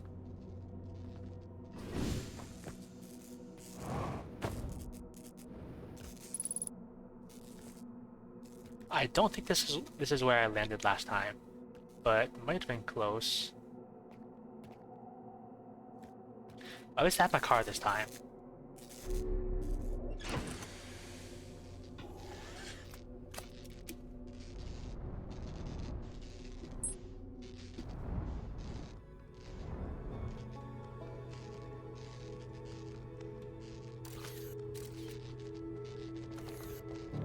So we're gonna go to the Quantum Moon.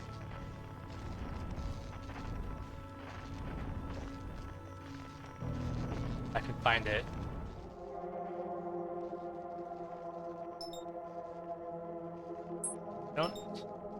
Actually, I'm gonna go to that Grove Shard in case there's something there.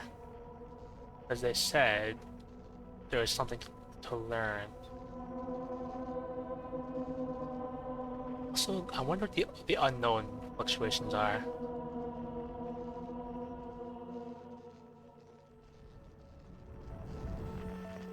Alright, my autopilot's damaged, so I don't think I can autopilot. I have to drive manually. Just checking.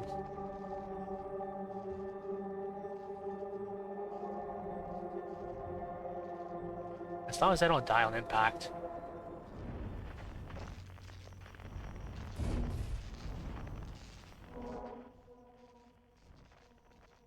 Okay. I want to find that grove, which supposedly is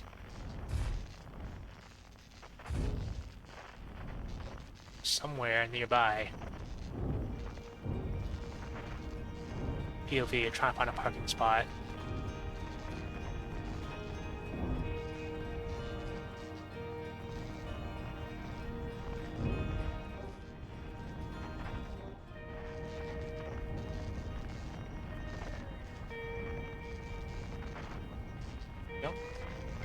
This reminds me, like, back in the day when my dad told me, like, was trying to comfort me about not being able to ride a bicycle. He told me that, like, oh, driving a car is easier than riding a bike because you got four wheels and you can balance yourself on four wheels.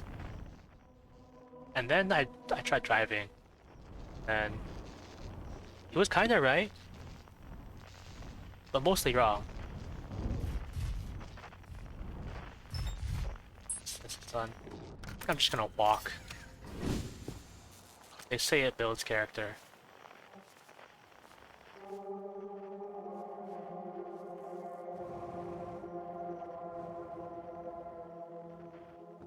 Wait, is that just like the museum shards? Wait, I saw it move. I saw it teleport. I saw it.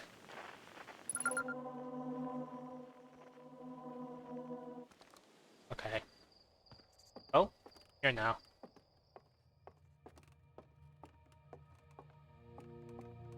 Actually, let me put a marker there, because I'm pretty sure I saw it move.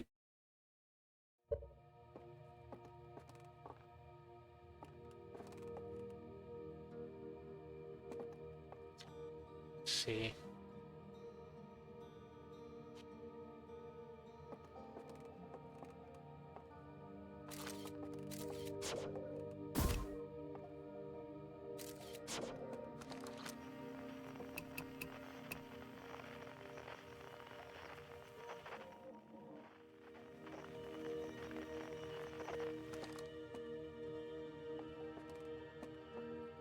There was another thing I wanted to try. I just need to find the exit first. Was this guy always here? Hey, look at this. The statue opened its eyes. Wait, wish you seen that happen, huh? Me too. I'm not even a little closer to understanding what's going on with this statue. Is there something you needed? I found Feldspar. Found Feldspar and they're in Dark Bramble? Stars above. This is wonderful news. Thank you. Thank you for finding them. That Feldstar didn't immediately join when you and your shipping turn here is incredibly Feldspar of them. We were never entirely sure what Feldspar was thinking back then either. Still, we ought to fish them out of that dreadful place with all haste. Our radio Gossin will have them prepare a ship. It really should be Gossin who brings Feldspar home. Yeah, thank you. You could hardly imagine how profoundly happy I am to hear they're alive and unharmed. I'm good. Well, it is nice to make a difference in somebody's life, even though it technically doesn't matter. But I feel like it kind of does. Like, I was thinking earlier, like, I saw on the internet there was, like, a doctor who went into medicine thinking that they were going to help people. And then it wasn't like what they expected. They told all their patients, if they want to help people, don't go into medicine. Because what they realized was they don't technically fix people. They just patch people up until they have to come back again, until they break again. And that wasn't what he wanted. But isn't that still fine though? I mean, even for a brief moment, being able to alleviate someone's suffering so that they may live a normal life, even if it's temporary, isn't that still worth fighting for? Like, because all things break, right?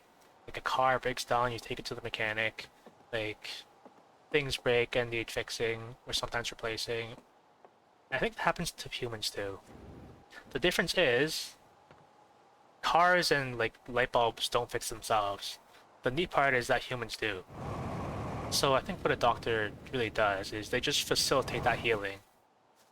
I think that's what being a doctor is all about, right? Oh, there's my car. I can see my car. I can see like all the fire and smoke coming from it.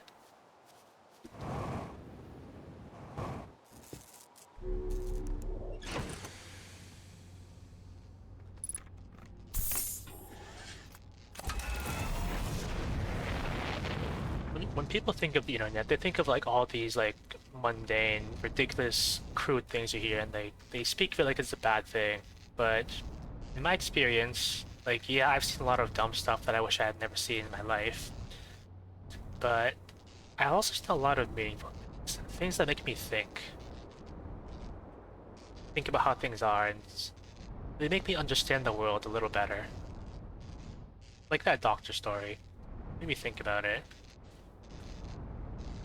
Like, nothing is permanent, right? You can't permanently fix someone unless you're down bad for them. In which case, you can try, and results may vary.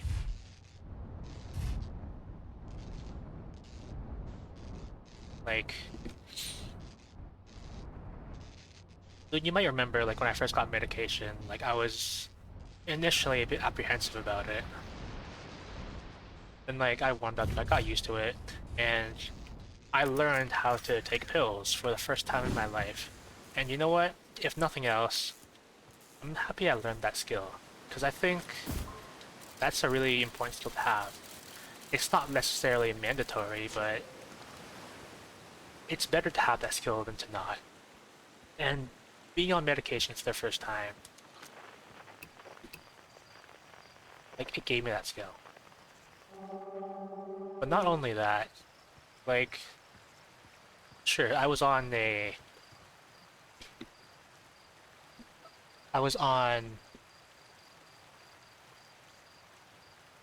sertraline hydrochloride 100 mg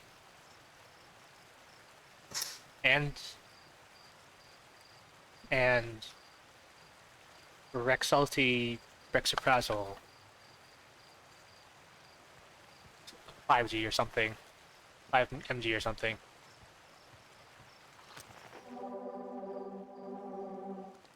And then it did definitely affect me. Like, it made me a lot more tired. Like, it calmed me down, which wasn't exactly my problem, but that's what it did.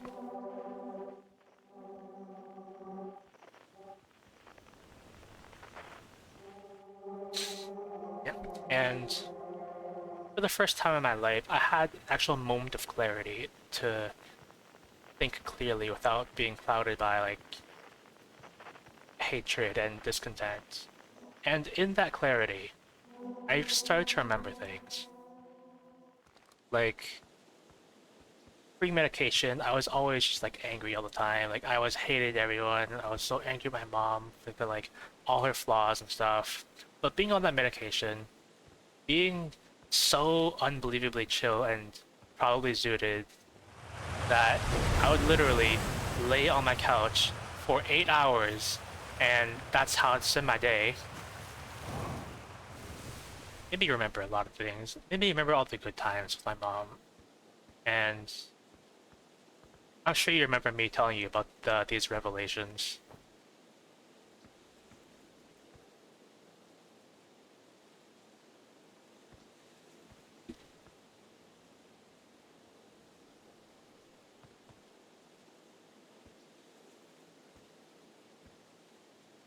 What that sign say?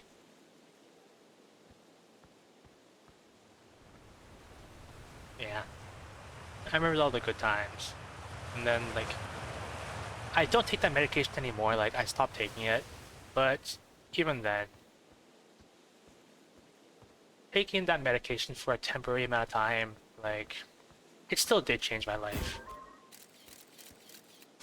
I don't think my mom will ever, like, come to understand it, because she unfortunately doesn't seem to respect medication. But even if she doesn't realize it, that medication gave her son back. So that's something. It's something I think about whenever I think about medication now.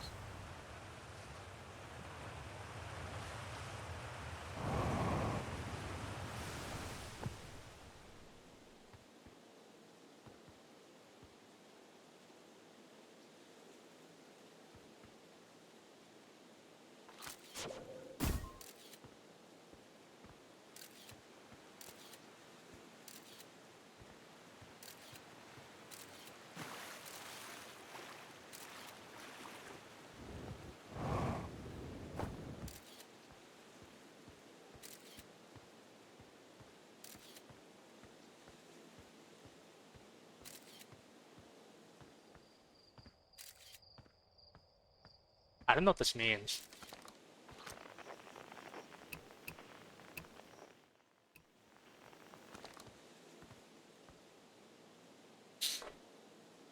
How's the sun look? I think the sun's seen better days. Just like me. Well, technically, I still do see some. You know what? I'm like 20 minutes away from like end the stream, and I had a whole like notepad file of topics to discuss, and I haven't consulted it a single time. Uh, well, I did note down that I did apply to like. So if you know me, you'll probably know that I've been like trying to search for a job and employment and stuff. And one of the places I applied to was a place where I used to work. I used to work at D2L, so I applied there again because I know some people there. I had a good experience there. I left an impression for sure because I had a high school co-op there, and they put my name on a plaque as like a list of co-ops, and I was the first one. I was the first one. And they thought I'd be like some talentless kid they'd have to look after, but turns out I actually knew my stuff, and I actually got real stuff done for them. So it was really nice. And my hope was that maybe they would take me back, despite not having the qualification that they expected me to have by now. I think that's really optimistic thinking. Because, like, I really don't have any credentials. But I do know some people there. And I did list them down, like, when they asked me in the application, like, if I was referred to them. And I listed my old coworkers, my old supervisors. So I applied, and I've been thinking about it. I started having second thoughts, actually. Because last time I was there as a co-op student in high school, and I ended my term like on a high note. Everyone was happy to have me, like, and they were really excited for me to come back after I graduate college with my degree. My degree in a program that's better than what my supervisor was in. So I wonder, like, how do I feel about like coming back to them without a degree in hand and tell them exactly what happened, like I couldn't do it. Like, if I got an offer there again, I would take it. But I don't really know how I feel about coming back without the expected results. Assuming like my guys still work there, which I think they probably do. Because I know one guy was trying to get into management, and I was assigned under him as practice, like for him to like look after somebody and manage somebody. So he was my supervisor. I have not reached out to them personally yet, like as a reference, because my employment support service told me I didn't have to yet, and that I could wait until like they asked me for references. So I kind of held it off. But it makes me wonder what I'm even gonna say.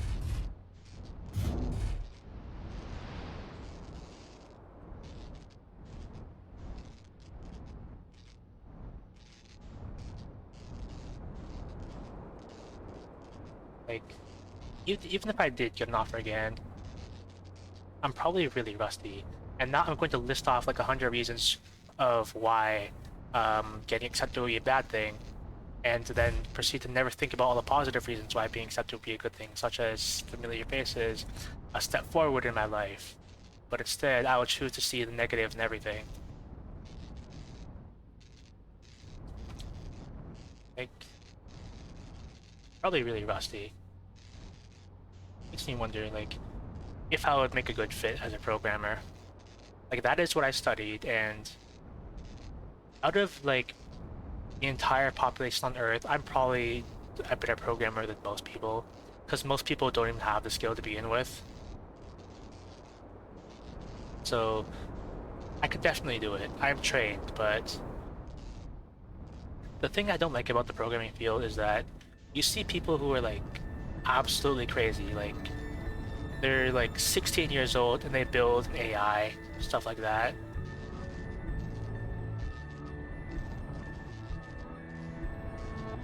And then like you get crazy people like that. I definitely had them when I was in high school, and I kind of hated them.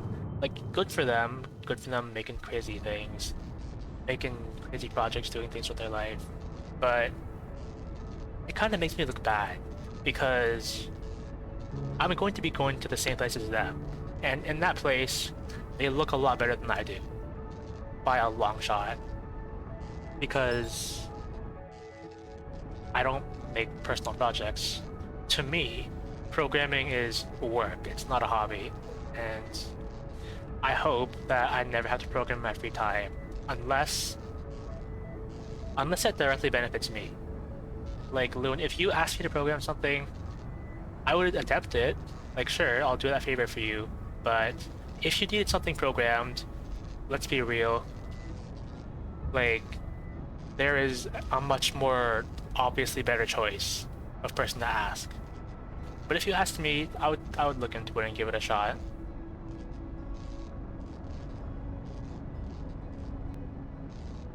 Funny how I use my programming skills to automate Flash games that I played back in the day. Which actually, now that I think about it, people have been doing that on YouTube for a bit. And like, to some success. So I wonder if I could like do that too, and like make YouTube videos and that. Which I say, and it sounds like a great idea, but currently every quote-unquote idea I've had for YouTube hasn't actually come to fruition yet. Like I remember mentioning to you, I want to do that 1 year of DRG introspective thing. Like I planned that. Originally I wanted to release it like on the day of the new year, like January 1st, but I haven't done that. Like the only progress I have made on that project is recording the footage. That's it really. Like I walked, like I opened my save, I recorded all my things, looked at everything, looked at my overclocks, my money, cosmetics, all that. And that's it.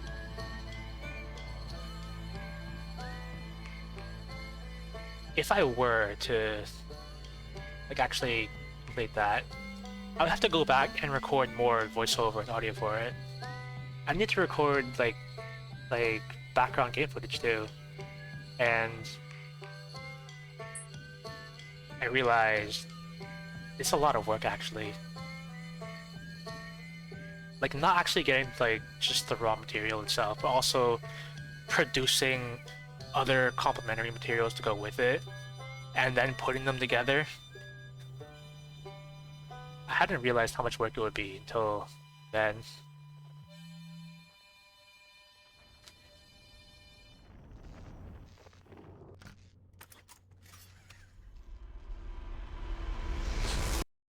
Also, I also wanted to like do some Hollow Knight stuff because when I first started doing Hollow Knight mods that claimed to be major game expansions, originally I had intended to do those and then compress them down to like highlights and stuff for myself.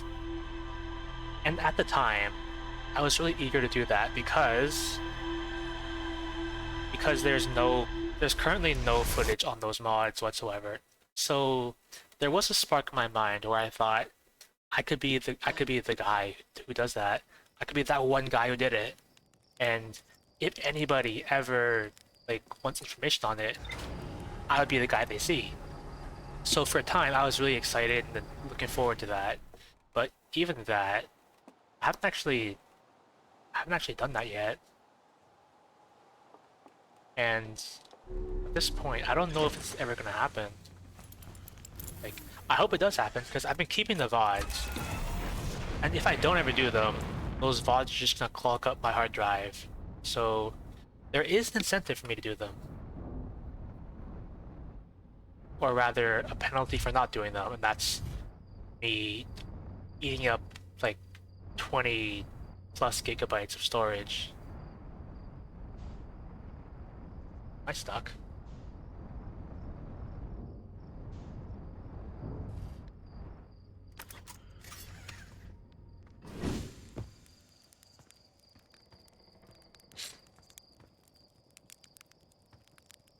I think I'm like a few minutes away. I think what I'm gonna do is I'm just gonna like walk around and talk to all these people again and eat marshmallows.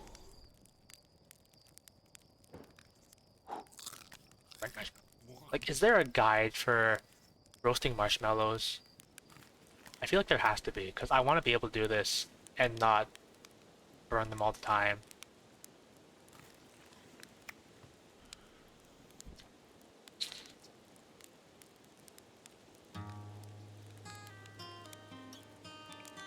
I'm in time loop, by the way. Lucky I don't have your grunge for medical reasons, because I have no idea what you're talking about. Actually, I could get that one achievement for, like, standing in a fire and healing 1,000 points of damage.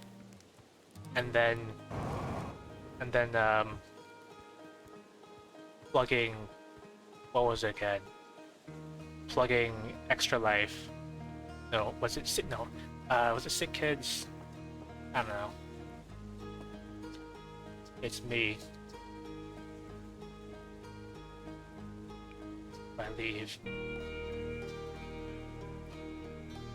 Alright, I want to impress this kid. I'm a pro, right?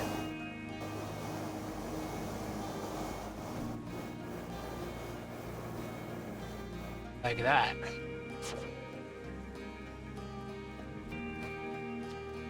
What a landing. Guess that's why I said it should buy the real thing, huh? Yep. I remember that last time I saw them, like, I just beat them over the head with the model rocket, because, they called me a failure. And that's how we solve problems here. Oh my, and here I thought I heard your ship take off. Was your adventure only a short one? Tell me, what can I do for you? What are you up to? I was just finished sealing another batch of sap wine for aging. I like to begin aging a batch on the day of a significant occasion, you know? That's why there are so many bottles labeled with structural collapse and house fire. Here. I'm hoping to teach Esker to tap trees next time they return from the Adel Rock. If they bring me lunar sap, I can attempt the moon wine.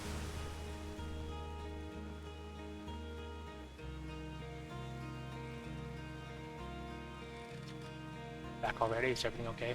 Yeah. How come everybody else like comments on the fact that I've left, but then Slate, the first guy you see, like your best bro, the guy who made your rocket ship, doesn't comment on when you return after takeoff?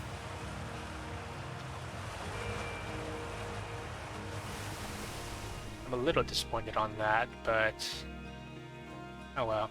At least everybody else comments.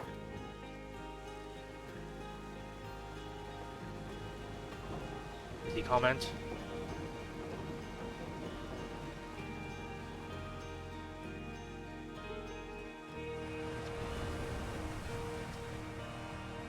I'm good, actually. So maybe if I come back later, they say something different. I'm actually really pleased to hear like that somebody reacts to you coming back home. Because if I was one of these people, I would think like, oh, like my guy is taken off, he's set out for new lands, and it's probably unlikely we're gonna see him again for a while. And then to my surprise, like, he comes back after 5 minutes. Not because anything was wrong, but just because he wants to take a quiet moment with the people he spent his life around. And just appreciate the moment and spend time with them. Even though they're all NPCs and don't mean anything. But they mean something, for sure. I don't know what they mean, but I'll figure that out later. You're a troublemaker. Yeah. No. Guessing these people don't, Actually, I guess there is something I could do with them. Them kids. Make the other person win hide and seek next time.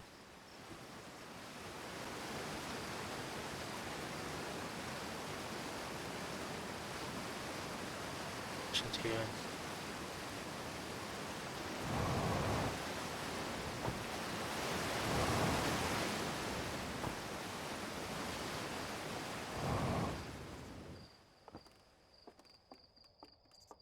Sometimes I wonder how these people spend their lives, which I think is a great question to ask, really.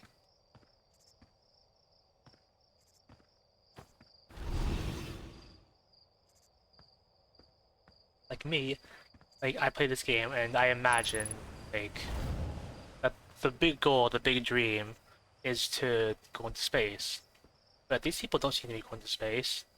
They seem to be perfectly content with their place in the universe, not moving anywhere, just staying home and doing whatever it is they do.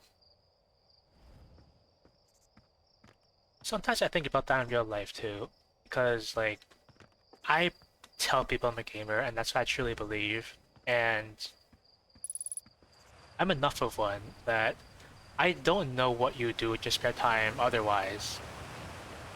Like, I thought everybody was a gamer. I thought everybody was a hardcore gamer like me, and then I got a reality check when it turns out, no, I'm feral and people are normal. But still, I think everybody plays games, right? I hope so, because that's what I've always believed in my life.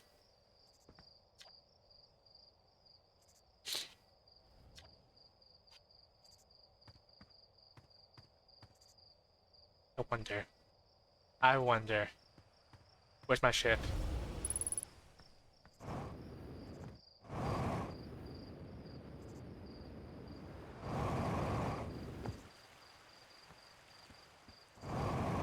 Do they comment if I self-destruct my ship?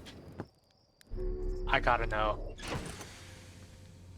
Need some gas.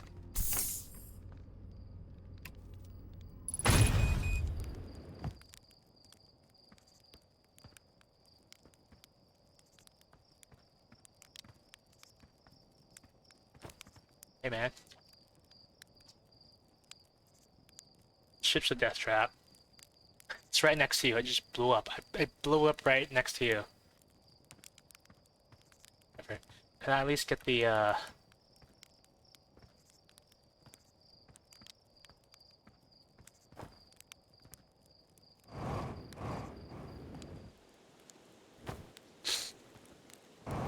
some gas?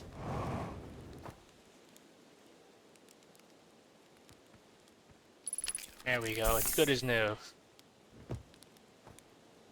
So now what I want to try is, do people comment that I blew up my ship?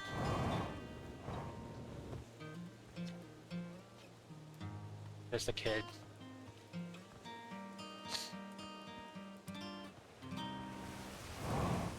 I blew up my ship.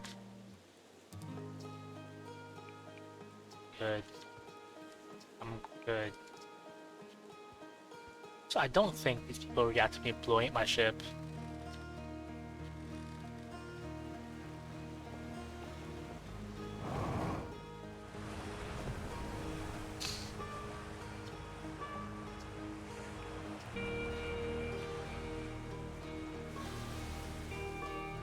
What a nice person. I think that's at least the third time I made that joke. I think I want to make that joke every time I see them. What a nice man. Or Parthian. Whatever they are.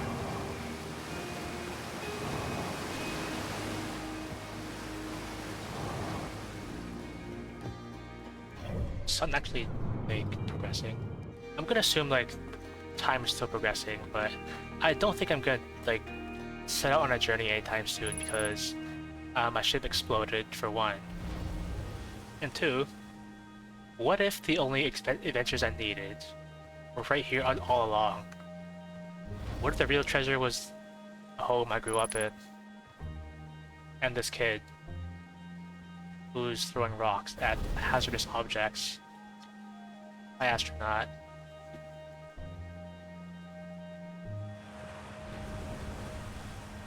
This patch of Ghost Matter inside this fence. Goston City used to be bigger when they were a hatchling. because Ghost Matter evaporates, which takes super long time to go away. Hope there's still Ghost Matter in the village when I'm growing up. Ghost Matter is awesome. Burn the heck out of you. Yeah, her touching it hurts so bad, it feels like your whole hand's on fire. Try not to walk in any space, okay? That sounds bad and painful. Those scouts can detect Ghost Matter and all, but it would be really cool if the little scout could, like, shoot Ghost Matter at stuff. Oh, pew pew pew. That would be pretty cool. Then I could commit war crimes at home.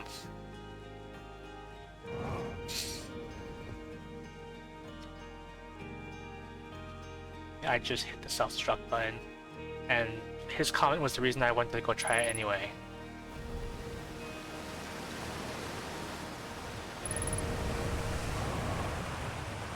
I wonder...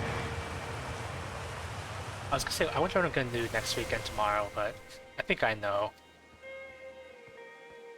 Since I wasn't able to stream last time when I was set to stream Hollow Knight, I wanted to finally wrap up that Fire Nest mod.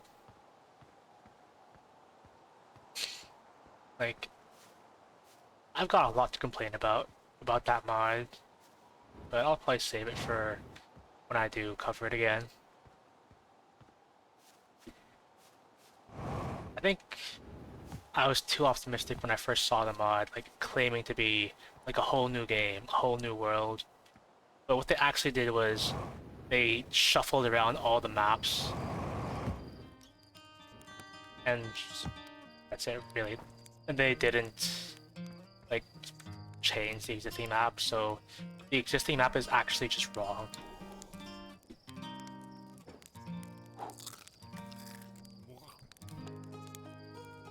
And it doesn't even make sense. Like, when I do randomizers, there's this thing called a room randomizer, and what that does is it randomizes the connections between each rooms. But a quality of life thing it does is that it lines up the rooms so that it makes sense.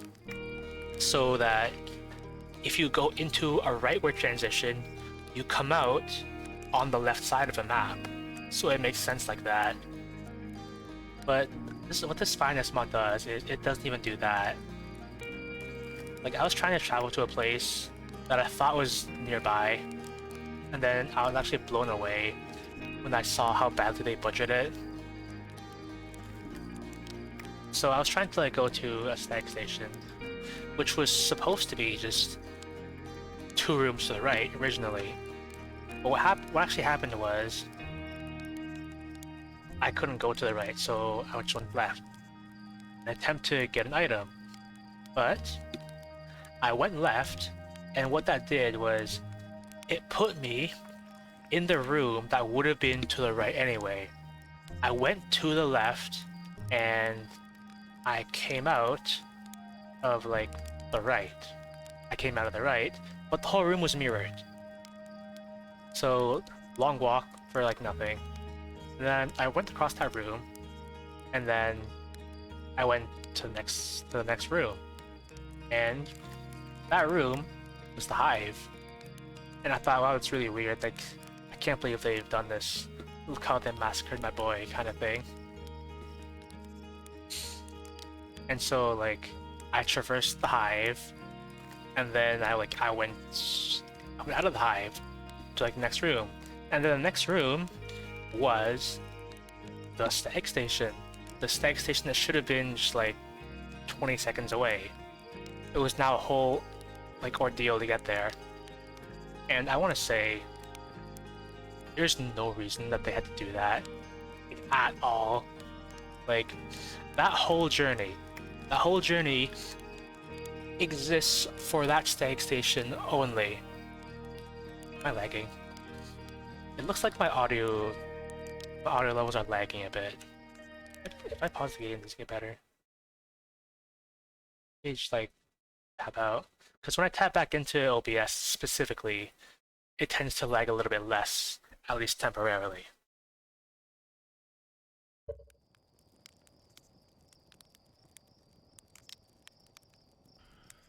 Yeah, so like that whole journey exists for the stag station only.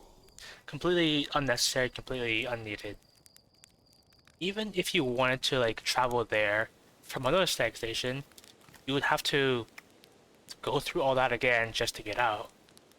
And I want to call that like really bad gate design. Like, unbelievable. I'll just wait for Silksong. Oh boy, I can't wait for Silksong. I remember Loon, you, like last year, I think you promised me to get like Silksong day one or something. And I expect that to be a soft promise. Like, I'm expecting it because you said you're gonna do that, but if you change your mind, I wouldn't be like too surprised or bothered. If you did change your mind, I would buy it myself day one, because I think it'll be that important to me. So, as is probably like how it should be. I'm not expecting anything for like this year's birthday, but what I'm thinking this year is like, this year I'm going to pretend my gift from you is like another promise for Silksong day one, where in reality you don't have to do anything. That's what I'm gonna imagine. Your birthday gift to me this year is Silksong when it releases, just like last year. Actually, last year what I did for my birthday was I made a whole bunch of stuff for you, and then I gave it to you on my birthday. I think I remember that. I think that was when I gave you the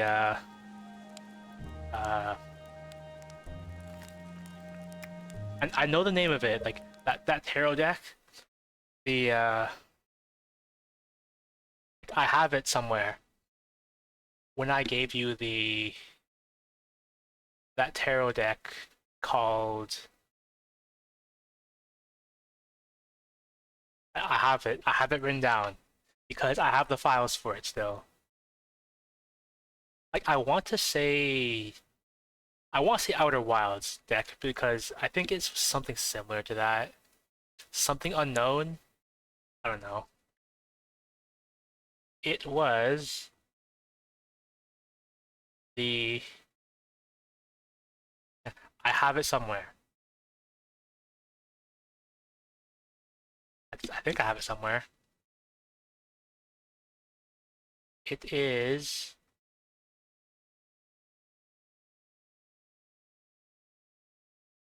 it's the Wild Unknown deck. I made you the Wild Unknown tarot deck for my birthday. And I gave it to you then. How's the sun looking? Like I'm lagging a little. I'm lagging a little bit, so my time might be drawing near. And you know, the sun's time is drawing near too. So I think what I might do is I might just wait for the interloper to hit, wait for the sun to explode.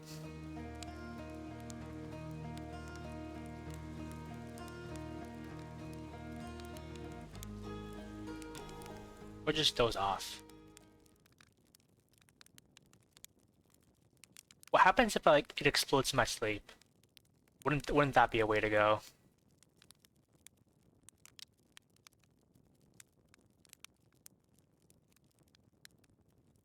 Let's try an hour. See what that does.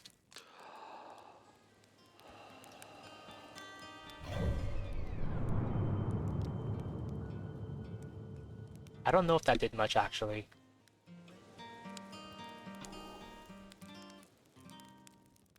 Wild Unknown deck. I knew I had it somewhere.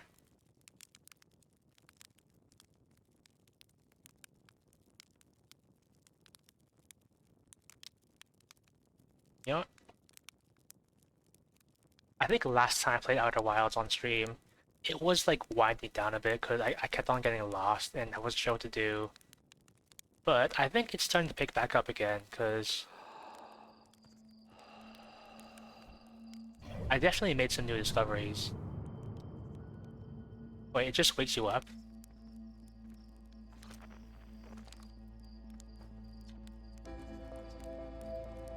Sun's gonna go supernova, by the way, in like a few minutes. A minute or two.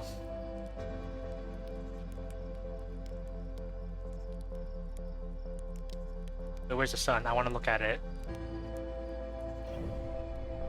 Oh, it's on the other side.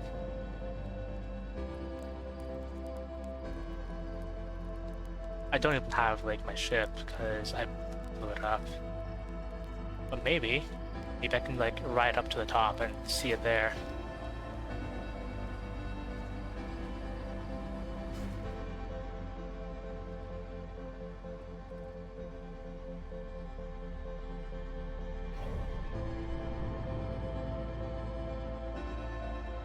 Or I could just go back down and instead of being so fixated on the end of times to come, I just continue life normally, as I should, instead of worrying about the future. Toasting marshmallows with my boy. And my wrecked car right next to us.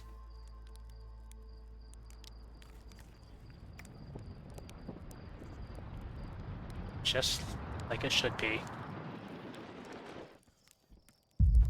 Hey, the sun exploded just right now, by the way. The sun's gonna go supernova.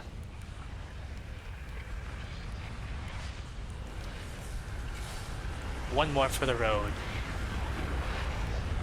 On fire!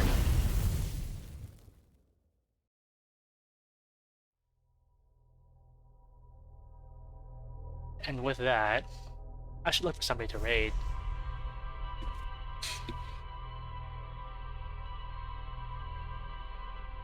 I wonder how long exactly, like, a cycle is. I might have to keep an eye on that next time to find out.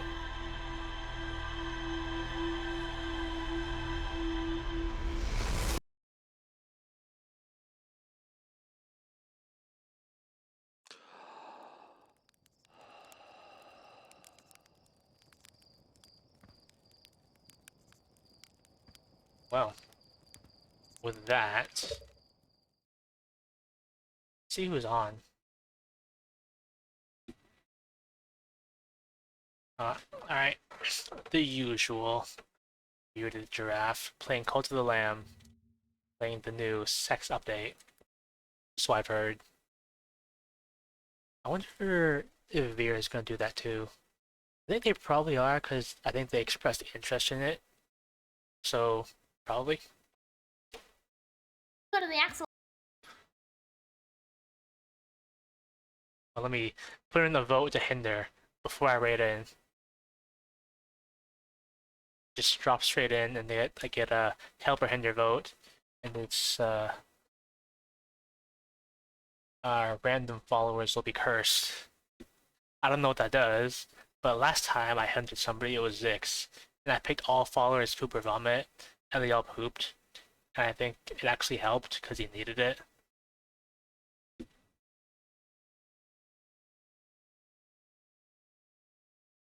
Alright.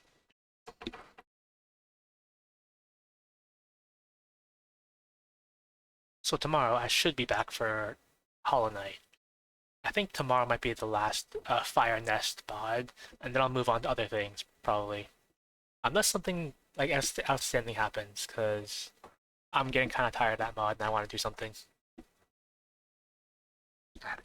8 p.m. EST, new schedule next week, Monday, etc., etc.